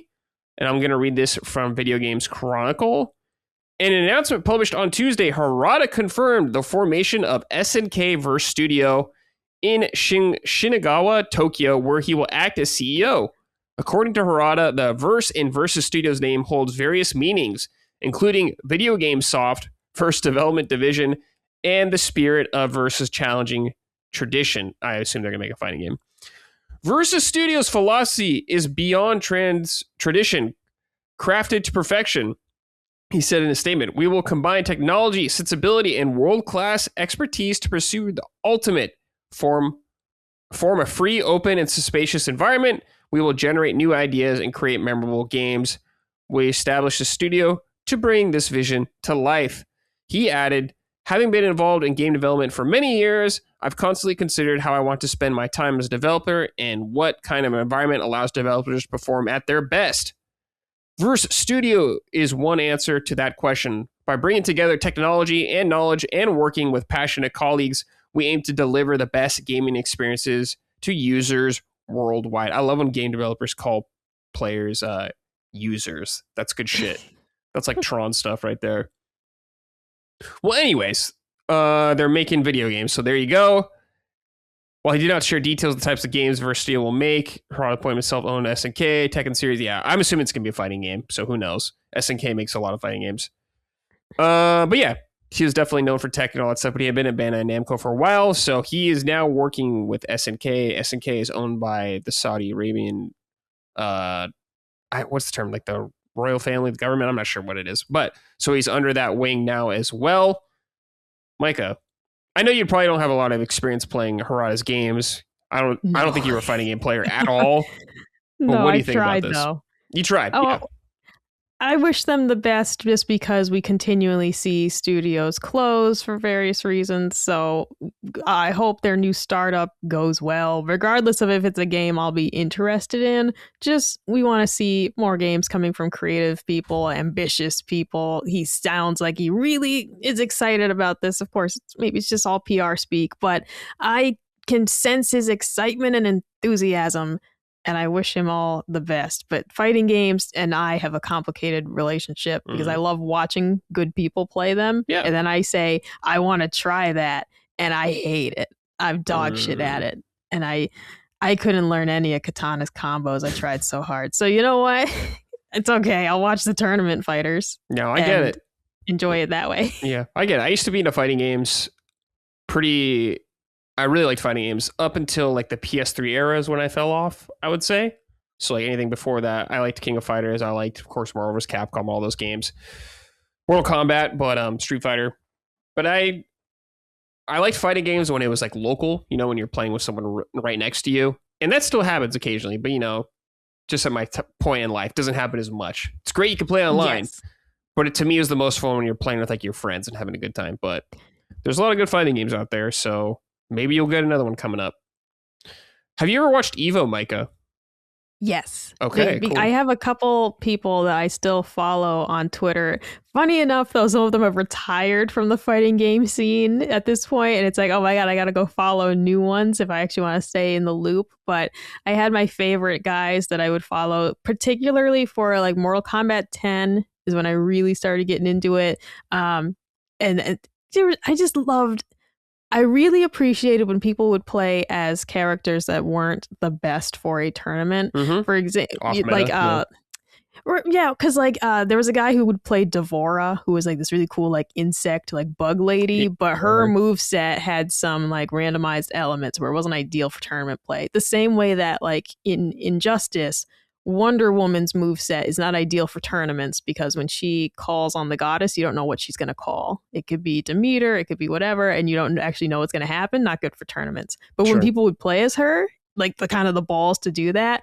Same with in Mortal Kombat 10, I think it's Kotal Khan is this really cool character, and he calls on these like totem poles. But same thing, you don't know what you're gonna get. Is that the sun guy that does like the sun attacks? He looks like an Aztec kind of guy. Yeah. And so his move set, it's like when he calls on those specials, you don't know what's gonna happen. That's not good for tournaments, right? Sure. But when people would play as him, it was awesome just to see like the guts of it, you know? Yeah. Versus always choosing like the best characters. So I really appreciate the tournament players, but I suck at fighting games. I tried real hard, especially for Injustice. Dude, you don't understand how badly I wanted to play that game, but I'm terrible. It was awful. And there was no hope. There wasn't even an inkling of, I think I could do this if I spent a couple weeks on it. There was an immediate, your hands are stupid. Your hands are dumb and they can't do this. All right, Micah, let's do our last news story right here really quick. I saw this right before we started recording, but Sega has canceled their Super game. So we've talked about this in the past. It was going to be their online game, but I'll read this from my Nintendo News. Sega has been writing what is called a Super game, which presumably had a huge budget attributed to it and was seemingly in the planning stages. Today, the Japanese company has said that it has decided to cancel the Super game and have also decided to focus less on games of a service, which is a long-running game similar to Fortnite, etc. Crazy Taxi and Jet Set Radio were also part of this initiative, but they are still in development. So yeah, you can see that the Sega Sammy thing they put out, that they're getting rid of this, they're moving on for the Super game. When I heard about this, I was like, okay, I guess. I don't think it's going to work, but I guess if you're going to do it. And they said, nope, it's not working. We're going to cancel it. So okay, we were right. Probably everyone was right about this one. Micah, I know you're really excited about this game. So why don't you tell the audience how sad you are? I'm devastated. Yeah. Oh, ow, oof, my bones. It hurts me deep inside. No, let me just say that honestly, I can respect the forethought to, instead of baking a cake and spending all that time on it and then in realizing like it tasted like shit and the gamers already saw it and everybody saw, you know what? Just don't put it in the oven. Don't put it in the oven. It's good to shut things down in the planning stage if you don't think it's going to work instead of powering through and just slapping it together. Good. I'm glad they didn't bake that cake if they didn't think it was going to turn out right. But I am still just so curious what the hell it was going to like fully be. But we're better off not knowing. They didn't want us to see it. Yeah. Seems like a clusterfuck. Yeah. I don't know. I definitely didn't want whatever it was going to be. And maybe it would have been more fun to see it fail and crash and burn. However, I don't want to see Sega losing a ton of money on some horrible idea. You know, just don't do it. Don't do it. All right. Next up are barbecue questions. People write in about barbecue questions. So if I get more than 2, I'll put them in a group, little timestamp. So if you don't care about them, you can skip ahead. But, you know, we are at least 25% a barbecue podcast. So here we go. At this point, it's barbecues, it's plants. We're just getting ready to pivot when Nintendo takes a nosedive because nobody buys the Switch at the new price. That's right. Come September, the show must go on. We're planning ahead. That's right. The show must go on one way or another. All right. Let's see here. The cum sock Harry gave Dobby wrote in and said, howdy. Question from my favorite grilling podcast. What's your favorite cut of steak? And do you have a preferred method of cooking steak indoors? Oh, well, so my favorite cut of steak is a ribeye. My thing with ribeyes is that they are really good at medium. Like they are exceptionally good cooked to medium. The fat gets nice and rendered and you get the crispy edges. So because I do agree that a lot of steaks are better at medium rare. It's something I've come around on as I've been cooking my own steaks and experimenting with it, staying away from the kind of like really rare that my dad likes that traumatized me as a kid. No offense, Dad. But when the steak is cold in the middle, I don't like that. And so, but I've come around to medium rare, but ribeyes are so good at medium. And it's also just like, they're really easy because they can even go a little past medium and still be so tender and juicy because of the fat content. So I'm a big fan of ribeyes. I don't know if you have a favorite steak, Brad. No, I don't like know a lot of cuts of steak or whatever. I don't have steak very often, I will say. I do enjoy steak, but I just don't have it too often. I've had like filet mignon, I remember, and it was very good. I don't like know what cut or that is or anything like that. For me, it usually is a steak, but I'm just super uneducated in that department. I mean, that literally was me until I started grilling them myself because I'm someone who I'd go to a restaurant and I just balk at the prices. And I'm not saying it's not worth it. It's a delicious plate of food. But when I see a $50 steak on a menu, I'm it's like, a premium item. Exactly. I'm like, I'll get the chicken and it's going to be delicious. And the whole here's point the thing, of me Micah, being here. I love chicken. So I usually get chicken over I'm a chicken fiend. Yeah, I love it. And like, my biggest reason to go to a restaurant is that I want a day off of cooking. So I don't even need it to be a spectacular meal. It's like, I'd like a good meal for my price. I started grilling my own steaks. And that's when it was like, I started exploring more cuts. Originally, I kept buying like New York strip, because that's what a lot of the restaurants here served, and I was familiar with it. And then one day ribeyes were on sale, and I got one, and I was like, oh my God, now this. And so it's like, I didn't know what my favorite steak was until I started cooking them myself because it's a lot cheaper, and then having more access to like experiment and everything. Yeah. But like, I love flank steak as well. Really good, completely different. But in terms of cooking steak indoors, I'm not going to lie to you, I don't. I have once, and I just did the really hot sear in cast iron pan with a little oil. The trick there, I think they said like you do oil and butter, so you get the flavor of the butter, but the butter won't burn because you mixed it with a high heat oil. But hot cast iron skillet, sear both sides, and then put it in the oven till you're finished temp. I don't remember the oven temp to do. You Google that. But personally, it made the kitchen so smoky. It's almost impossible to avoid, even with like the hood, on the oven going. I just will cook steak outdoors, or I really won't cook it at all at this point. But that would be how I would do it, because that does work well to sear and then oven. You know what? I do like tri-tip. And I was like, tri-tip is so good. What part is that? So and it's the bottom sirloin, apparently. Yes. Okay, yeah, I do like that. So shout out. And you are in the best place for it. It is so expensive here. Oh my, California is the land of tri-tip. It's what made it popular. It is like filtering out to other states, but here I can only get tri-tip at one store, and it is like $22 a pound. Wow, damn. It's more expensive than ribeyes, which are like a high dollar steak comparatively. So I buy tri-tip as like a treat sometimes, but especially too because it's hard to get small ones. They're usually like 2 to 3 pounds, which for just the two of us is a lot. Yeah. And when they have smaller ones, I'll get one. But it's like, bro, I definitely don't need 3 pounds of it. And it's $20 a pound. We're still cheaper than a steakhouse, though, at that price, like for 2 people. But yeah, I wish I lived in a state that had tri-tip easily accessible. Yeah. Cole Smith wrote and said, Micah, what's your favorite meal to make on the grill? Brad, what would be something you would request for Micah to make you on the grill? Also, any new houseplant tips? Thanks for the awesome show. Okay, Micah, what's your favorite thing to make on the grill? Favorite thing is probably going to be chicken. Because we just discussed, I love chicken. What, you talking chicken breast here, or what are you talking, like wings? Chicken thighs. Chicken thigh, chicken thighs? Cool. The wing. Oh God, I forgot about the wings. The wings are really good. I do love making the wings. That's a new thing we've been doing. I do love making the grilled wings a little better for you because you're not frying them, so they fit into the diet plan here. But chicken thighs, my favorite way is.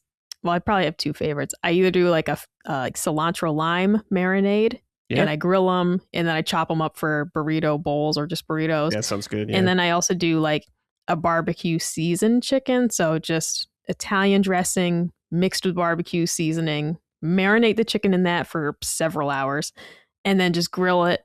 And you can add sauce if you want. I usually sauce mine individually because Colin doesn't really like barbecue sauce. Wow. But so I grill it, I chop it up small, and we make or shred it, and we'll do like barbecue sandwiches. And that just always comes out really good for how simple it is. Yeah. For a grill, what would I want Micah to make? I'm a pretty simple dude with the grill. I like kind of the basics. I would ask her to make me, this is a little more advanced, but like, I'm like, yo, give me your chili dog. Micah chili dog. That's what I want. Or a Micah burger. I make some good chili, in my opinion. I make some good chili. Okay. So I've never put it on a hot dog. But for you, Bradley, yeah. I'd make some chili and we could make some hot dogs. Throw some dogs on the grill. Yeah. God, I love making burgers. That's great too. Yeah. So yeah, just something nice and chill like that. I would like. That would sound good. All right, let's go to the rest of the closing questions that are not barbecue related. Oh, he asked for a houseplant tip. Oh, yeah, houseplant tip. What do you got? When you're at the store selecting houseplants, try to avoid any that have visible bugs, no matter how pretty they are. Yeah. Now, any plant can have like fungus gnats in it, but they are a bitch to deal with. There are ways. All right, Dawn dish soap diluted is actually the easiest, but it's a bitch. So when you're shopping for houseplants, give them a good once over and try to avoid any that are like visibly buggy. You should still maybe give them a little squirty squirt of some soapy water to kill anything that's lingering in there when you bring them home. But try to avoid any, no matter how pretty they are, unless you want to rehab it and kind of quarantine it first. Yeah. Okay. Mine would be make sure you buy a plant appropriate for the environment it's going to be in. Yes. I feel like a lot of people just buy plants that are like not suitable for wherever they're putting it. They're putting it like in a dark area and it's a plant that needs a lot of light or something like that. Just be aware of that kind of stuff. And yeah, some plants are more maintenance than others. So maybe if you're new, start with a low maintenance plant. I forgot what someone wrote in who works at like a nursery or something like that. I forgot what they said. It was like the ZZ plant, I think they said. Yes, I am. Yeah, it was the ZZ plant. Yeah. Zanzibar. Is that it? Self-watering ZZ plant? I don't know. I think that was the one of how easy it was to take care of. Yeah. Yeah, it's like a low maintenance plant pretty much. Yeah, it's a nice looking plant too. It is. It absolutely is. I should get a ZZ plant. I need to go to like a nursery or something. I do like going to the nursery though. Get a whole bunch of plants. Fill it up in there. I don't want too many, you know? But they'll start calling you Jungle Brad. Jungle Brad, yep. We'll just start calling you that anyways. You know, it's funny, like when I was a kid, one of my friends' moms would call me Nature Boy because I would walk around a lot with no shoes on when I was really little. So you saying Jungle Brad just brought that memory back into my head. It's been a while. Now I ain't walking around without shoes on outside. That shit hurts. You step on a rock, dude, it ain't worth it. Dude, seriously. Oh my God, you get your feet fucked up. Yeah. And like, you know, that's something you can get away with when you're younger. You know, you're just a dumb kid. People are like, oh, that's fun. But as an adult? Or if you're Mac Hollins, who plays for the Patriots, and he walks around barefoot a lot at like the team facility and like showing up to the games with no shoes on. The man is anti-shoe. He does not like shoes. I've met a couple people like that. They don't want to wear shoes. I'm like, okay. All right. Let's see here. Jack wrote in and said, quick fire round here. Each of you name a newcomer you want in the next Smash Brothers. Personally, give me Amaterasu from Okami. All right. Quick fire, Micah. All I want is Waluigi. That's a great That's literally pick, all I want. You know, he trumps any other ideas for things I might want. If we don't have Waluigi, what the hell are we doing? He's a core member of the group. Mm-hmm. He belongs here. I do love that cute little animation somebody made of like Waluigi like giving his ticket to Daisy, you know, because like he was passed over again. Yeah. But Waluigi is hands down still the character I want to see. Yeah. I have several on the top of my head, but two of these I will say are first have Amiibo, but just never got in Smash. One is Shovel Knight, who is in Smash as like a assist or something like that, but he's not a playable character. The other is Solaire from Dark Souls, who has an amiibo. And I was like, man, he would have been so cool to have in Smash Brothers. He would have been really awesome. And the other one is I want Alucard from Castlevania in there. We have Simon and Richter in there. Let's get Alucard in there now, or Trevor. But having Alucard in there would be really cool. And I agree with you, Waluigi. It's like insane to me that he's not in Smash Brothers. We have like 50 fucking Fire Emblem characters, but no Waluigi. It's insane. Well, don't hate on the Fire Emblem characters. But, I will. You know, there's too many. No. We need Chrom and Marth. I'll give you some. Sure. Lucina. You got your Ikes. You got your Chroms. Need them. What about Marth and Roy? Their legacy. Could you live without them though? Oh, I could live without all of them. I only play as Kirby. Oh, okay. I don't need anybody else. I'm a Kirby main. Okay. So, really, they could add whoever the hell they want. I'm just gonna be like Kirby. You know who we need is we need Dragon Drive Man. We need the guy in the wheelchair. You can't do that. What if he rolls off the stage? Like, we can't do that. No, dude, he just like bunny hops or something like that with his wheelchair. Oh my god! Throws like a dodgeball. Can I be honest with you? I completely forgot Dragon Drive existed. Oh yeah. Yeah. Was Gene the only one of us to play it? I think so. God. I think so. Maybe why did you get into that with your multiplayer games lately? I don't know. How's the Dragon Drive community doing right now? Are they popping off right now? Drive community. How are they doing? There's probably the thing is though, as I'm sure you're aware, with like random multiplayer games, they're always, so long as the server's online, there will be someone playing it. Mm-hmm. Because at one point, my ex and I were playing the Singularity, and like we were going through all the achievements, and there was like a couple online ones, and the servers were still up, and there was like a dude in there like earnestly playing. Damn. And he was like so stoked that somebody joined. It's like, we're just trying to get some achievements in here, man. Like, yeah, that's funny as hell. Don't interfere. Sorry, we're not here to play this legit. Like, we were meeting up with some guy from True Achievements to finish this out. But it was just like surreal to log on and still see a couple people playing it. Yeah. Yeah, it's crazy like how many people are playing like really old multiplayer games like that. Because they're out there. Dude, exactly. If Sega Superstar Tennis is still online, I don't know if it is. But if it was, there were kids playing that. They were fucking incredible. Yeah. Since Jack brought up Capcom with Amaterasu, Resident Evil character, I assume it'd be Leon, but it'd be pretty cool to see one of them in there. Wesker would be tight, but I doubt they'd do that. Give me a villain. I want that baby creature that slides around on the floor. I want that one. Yeah. You want the big fat baby thing? Yeah. Let that be like a thing that like comes through the stage and like knocks everybody over or something. Yeah. Oh yeah, that could work. All right. Curtis Blow wrote and said, "Hi, Brickfisters. Hope all is well. I'm not super into RPGs, but I do like Mario games and I'm considering giving Super Mario RPG or Paper Mario The 1,000-Year Door a try. How would you compare the two and which one do you recommend?" Mario RPG is like way more chill, I would say, to get Hands through. Down. Way chiller. Mario RPG 1,000-Year Door is cool, but I prefer the simplicity and like the vibe of Super Mario RPG over it. Yes. I know me and Mike are kind of like, we don't hate that game, but we don't like it as much as most people, I would say. It just overstays its welcome at a very specific point, and then it kind of soured the rest of the experience for me. But here's the thing. Super Mario RPG, it is a streamlined, fun experience. Mm-hmm. It has a cute little story. The mechanics are great. If you're not big on RPGs, I would start there, especially because it's a shorter game. 1,000-Year Door is good, but it just drags on at certain sections. And as much as I like the mechanics, so here's part of it. Part of it actually is the mechanics are the problem. The game will give you certain enemy types that can only be defeated with certain moves. Mm-hmm. And sometimes it'll give you all the same enemy types in a row. So you're using the same move over and over. Because like if a guy has a spiky helmet, you can't jump on him. So you have to use this attack. And they'll give you 100 spiky helmet guys in a row. So there's no variety. I can't use different moves just for the fun of it. I have to keep using the same move so I don't get hurt on the spikes. that becomes a problem later in the game for me.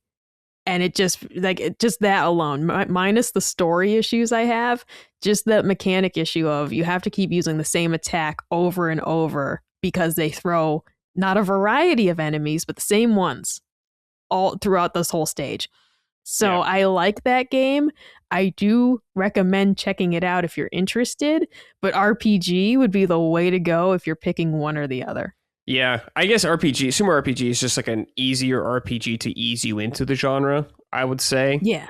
And if you enjoy that, then you're like, okay, maybe I want to take it to like the next level of complexity or whatever like that. And Thousand Year Door could be that option for you.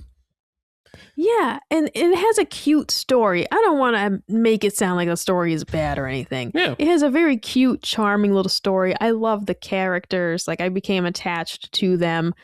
However, there's one section where the story just basically grinds to a halt. And once you're past that section, you kind of feel like you made it through a war or something, and you got to still keep fighting on. And I was like, oh my God, I'm ready to abandon ship here. Yeah. All right. Traylon wrote and said, gang, I'm between a rock and a hard cock. Do I go digital for Lego Batman Arkham or physical? I, too, have been physical for the longest, but now it's getting harder to choose. Anyways, keep on keeping on. Wait, was that the phrase? Or wait, was that the phrase wrong podcast? Okay, so physical or digital, Micah here. You know my answer. Is the price different on this one? I was not aware if this was one that was also more expensive. Okay. That's a good question. I see. I think it'll be the same because it's right not a first party game. I'm guessing. 70... Yeah. I mean, my whole thing is for the same price, I'm going physical all day. Sure. All right. Same price. Not even a question in my mind. We're taking the physical copy because gamers, as I said at the top of the show, be frugal. You can play the game yourself and then Christmas present it to your nephew later on. If they don't got to know. All right. Yeah. New game for them. Who has to know? Who's all right. GameStop frequently sells things without the shrink wrap. They ain't got to know a fucking thing. So I'm just saying, you could always buy this and double dip if you're like, I'm going to play this once and then give it to my niece or whatever. Do it. But you need a physical one to do that. Yeah. There you go. Well, to me, it's just like, it's Jover. You guys know it. I know it. We all know it. It's Jover. It's Jover. Did you see that PlayStation, like 85 or more % were digital sales now on PlayStation? Oh, I'm not surprised. PlayStation themselves have done a tremendous job encouraging people to buy digital with the all digital consoles. So I'm not surprised. Yeah, I wonder what Nintendo's is. It's where the market's going, man. It's going to happen for all of it eventually. And that's why this is probably the end of the road for me with physical stuff. So that's kind of why I'm still hanging on and getting the Switch 2 games. Because Switch 3, when it comes out in 8 years, maybe they'll be digital only. Who knows? Yeah. I'm just doing a quick Google search. And it just said, I don't know how accurate this is. This is just Google AI, but it said 45% to nearly 50% of Switch software. I don't think this includes Switch 2. So that's still quite a bit. And it makes sense for the Switch when we talk about one of the main draws, depending on how you play, but being portability. It also really makes sense to have a digital library that you can pull from at your, want, basically. So it's like, it all makes sense as well for Switch to be digital. I won't lie to you. The other night, I really wanted to play Tamagotchi Life, but I was like, I don't feel like getting up. So I just kept playing Langrisser because I had the dog on my lap and I'm sipping on my Coke Zero. And I'm like, I don't feel like getting up to switch the game. I'll just keep playing this one. But I have moments where I'm like, boy, if I could just switch games willy-nilly like Bradley over there. And he's switching games every 5 seconds. He's too much. Popping and locking, and he doesn't even have to think about it. Yeah, too much. There are times I get envious of my neighbor's garden, but I remember why I have mine. Yeah, it's your home. Coke Zero enjoyer. Do you like zero sugar Dr. Pepper? I've never tried it. Dr. Pepper is my all-time favorite. You gotta try it. That's like my staple. But I'm scared. What if it's bad? It's good. I like it because Dr. Pepper was my favorite too. Yeah, but I think it's really good. All right, I'm gonna add this to my list of things to follow up on We're also going to add Dr. Pepper Zero. Yeah, zero sugar to the Dr. list. Pepper. Yeah, give it a spot. Give it a chance. I'll give it a try. Yeah, I am an occasional soda enjoyer, but like strictly zero is what I buy for myself. So Same. some nights I'm like, let's crack open a cold, like tonight being the barbecue live show tonight at 9 p.m. Eastern. Crack open one. Well, you're going to miss it if you listening to this now. But next week, guys, get in the live stream with me. It's fun. But I crack open a cold one with the boys. Yeah. Yeah. Are you throwing tomatoes in there too? No. I would never throw tomatoes at this guy. No, he's a very nice guy, very informed. But this is like he does like PowerPoint presentations about barbecue. Oh, it's fantastic. Once again, that's the Backyard Smoke Master BBQ YouTube channel. It's run by Kenyatta Robinson. Okay, very nice. Micah, I'm looking at a Reddit thread right now, and it says, this is from 2 days ago, for the first time in Nintendo's history, digital game sales have surpassed physical software sales, not including revenue from digital-only software, DLCs, microtransactions, and subscriptions. All this data is taken from Nintendo's financial report published the other day, specifically on page 6. And it says proportion of digital sales compared to total software revenue is 67.2%. Oh, oof. Oh, my bones. Oh, it hurts. It hurts me physically. Ow. Oof. You know what's funny is my brother had some physical like Switch games and Switch 2 games. And he asked me, he's like, can you buy these digitally? And I was like, oh yeah. If you want, but you won't have the cart anymore and all that kind of stuff. And he's like, well, I just want to buy it physical or digitally so they don't lose the games. I'm like, yeah, I guess little kids could lose a game. Because I guess they have. Damn it. You just don't give them to the children. All right. Just, you know what? Just don't let the kids touch it until they're like 15. Okay, fair enough. No, that's a very good and salient point. I'm going to use a big Colin word. I'm thinking of like, dumb kids, and I'm specifically talking about my nieces and nephew putting games on the wrong things. Where's this? I don't know. It's just like, all right. Yeah, oh my God. And I can't blame the children. When we were kids, I never did this. But we all heard tell of a kid putting a sandwich in the VCR type deal, all right? Like, if the VCR is hungry, you put a PB&J in it, it fits right in. Like, yeah. So, no, I can't put it past children to lose tiny little cartridges. These aren't N64 games with some heft to them. These are tiny not blocky, little cards. Bulky. Yeah, geez. I don't know how you'd remedy that except to give your children digital games, I guess. Or put your Switch in some sort of outer casing that's hard to open, so like you have to help them. Yeah. I don't know. There's gotta be some sort of like game door lock that you can put on it, so like they have to come to you to switch the game. That sucks too, though, isn't it? That's annoying. It's annoying. All right. Anyways, the Blues Bomber wrote and said, "Hi, Punching Up crew. I have a question about trophies and achievements, but from a different angle. I'm a huge trophy hunter and sometimes never start a game I've bought due to the possibility of an unfinished list due to bullshit trophies, multiple playthroughs, mini games, online, etc. Why is that a bullshit trophy? Playing through the game multiple times. It's bullshit because I don't want to do it. Okay. I don't want to do it. So mini it's games. bad. It's like, what are you talking about? Online multiplayer ones, sure, I could understand that.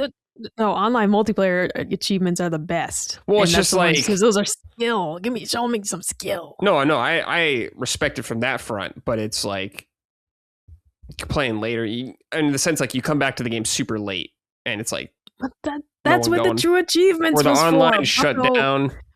No, we went on Max Payne 3 online. All right. Oh man, the boys 2 Oreos, 1 cup.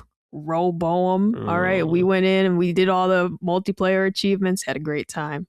What was the guy's name? Like Maruda Adrian? Maybe one of these guys is out there. These are all gamer tags.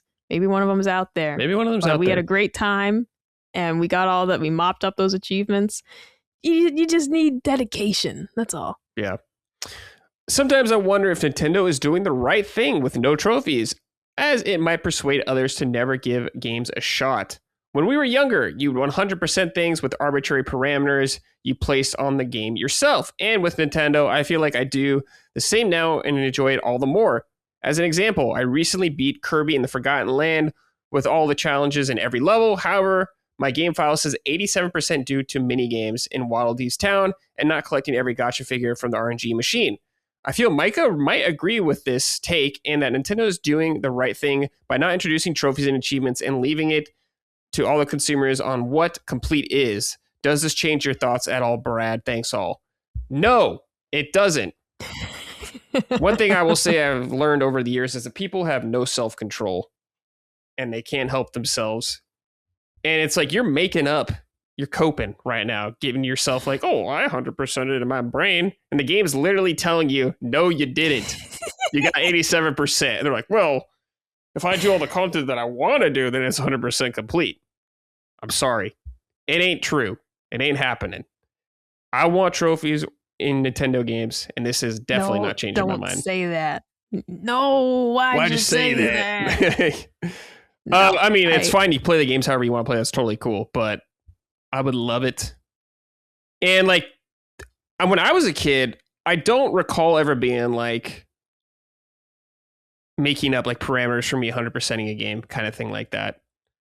I didn't hear 100% a lot when I was younger as a kid from people like that. You know, like people would say I beat the game or I beat everything in the game, I guess, kind of thing, how we said. But that isn't a term I heard a lot about until we started getting to the trophy era. I'm pretty old, though, so that's probably why. I'm sure some people said it, but just around me and my friends, never really heard that so much. But you know, Micah's on your side, so fear not. You got one person on your team. Yeah, I definitely don't want Nintendo to introduce trophies or achievements in any form. I'm a reformed achievement hunter. And even in my achievement hunting days, though, I never would avoid a game because I didn't like the list. I was always willing to just say, well, this game is a tough list, I'm going to play it. That has always been a bridge too far for me of you're going to miss out on a game you'd really like because you're going to end with, 25% of the trophies. And, I understand that some lists are super difficult, but I'm not going to miss an experience. Because what I hated the most was when games would do weird number achievements. Like, it's like, this is 2 points or shit. It's like, do multiples of 5, baby. What are we doing here? Now my gamer score ends in a 2. Like, I hated that. I hated that bullshit. And then you had to play another weird game to fix it. I hated that shit. If you didn't get all the achievements in that one. But those annoyances never stopped me from playing a game. I never said I'm not going to play it because the achievements are weird. That's way too much. Wanted to play the game. I would be annoyed in my heart, but I could never get to that level of wanting like 1,000 on every game. I just wanted to get as many achievements as I could, and I completed games when I was able to. But these days, that's far behind me. Mm-hmm. It's all behind me. Yeah, you're talking like you're fucking an 80-year-old elder grandma right there. It's all water under the fridge now, these Bradley. days, we ain't got that. To me, it's just like a little bonus or a cherry on top kind of thing. It's definitely never putting me off from playing the game, the trophy list 6, ever. Like I said, I'm playing the game for the game itself, but if the trophies are fun, cool. But I only really do it for games I really, really like nowadays. So I was never a person like Colin playing fucking Hannah Montana or some dog shit just for trophies. I did used to do that. I mean, I never did that. Like funny. We would get funny games for the 360 to get the achievements, but genuinely funny ones. Like there was a Toy Story game that was like all mini games. It was genuinely really fun. Some of the Kinect games were of a good time just to laugh at. Sure. Like they were just ridiculous. So I wouldn't choose things that were like torture to play, but I absolutely played some kids games for achievements, but they were fun. Yeah, I actually had fun with it. It was just probably like a fun excuse to play it, I guess. So that's totally fine. Yeah. Absolutely. But anyways, who said this? Why can't I find your name? Blue Bomber. I don't want to sound like I'm being harsh to you or anything like that. But no, we respect the dedication. Yes, all right. Absolutely. I just don't understand it. We just don't understand. I can't understand these young folk no more. Hey, we can't do those anymore. What? We can't do that. He's canceled. We can't do those impressions. Just kidding. I don't think anything's off limits on this show for the most part. Well, there are things, but we haven't gone down that bridge yet.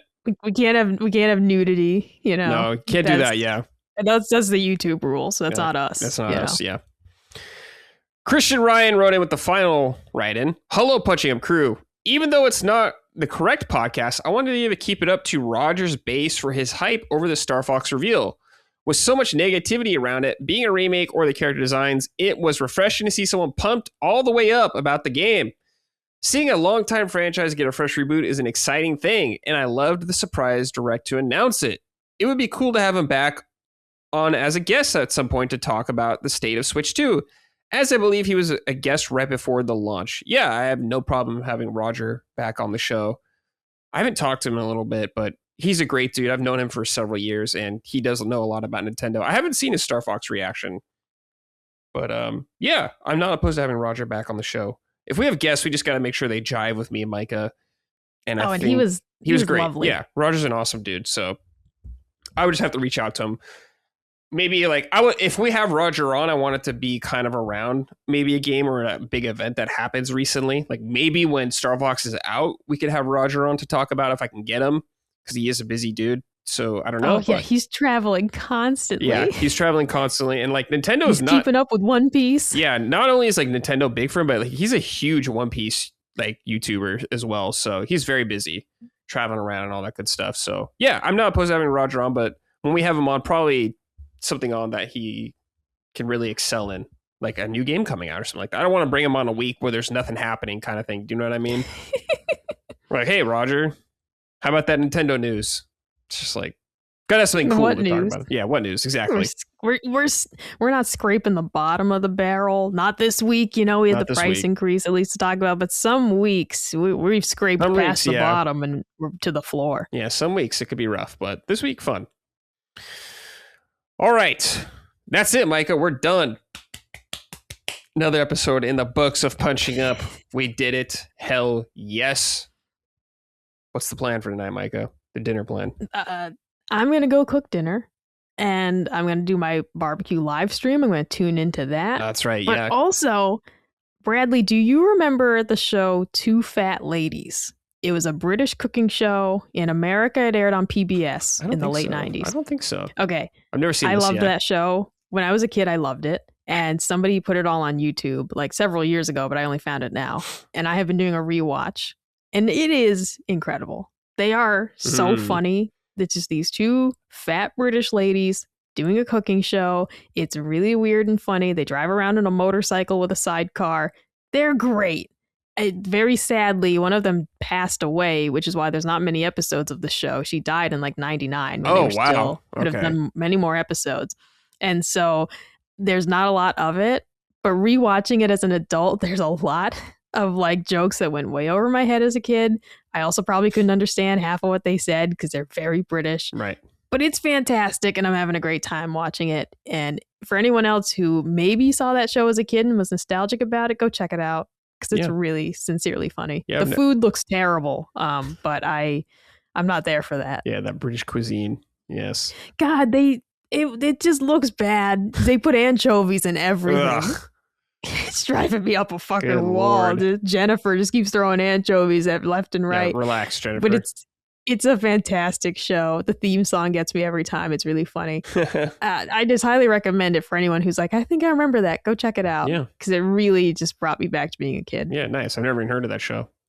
Well, there you go. Your parents might like it. They like British things. They do like British things. Yeah, they do. Sit the family around and watch Two Fat Ladies on YouTube. That's right.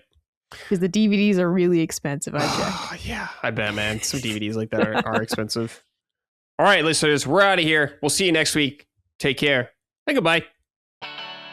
Punching Up, a Nintendo podcast, is a product of Last Stand Media and Collins Last Stand LLC and is proudly recorded in the USA.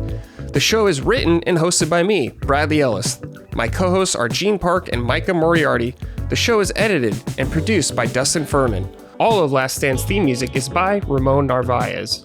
Punching Up, along with the rest of Last Stand's media shows, are fan-funded on Patreon at patreon.com/laststandmedia. The following names are at the producer level on Patreon, our highest tier, and we're grateful for your kind contributions and generosity to our independent endeavor. Thank you.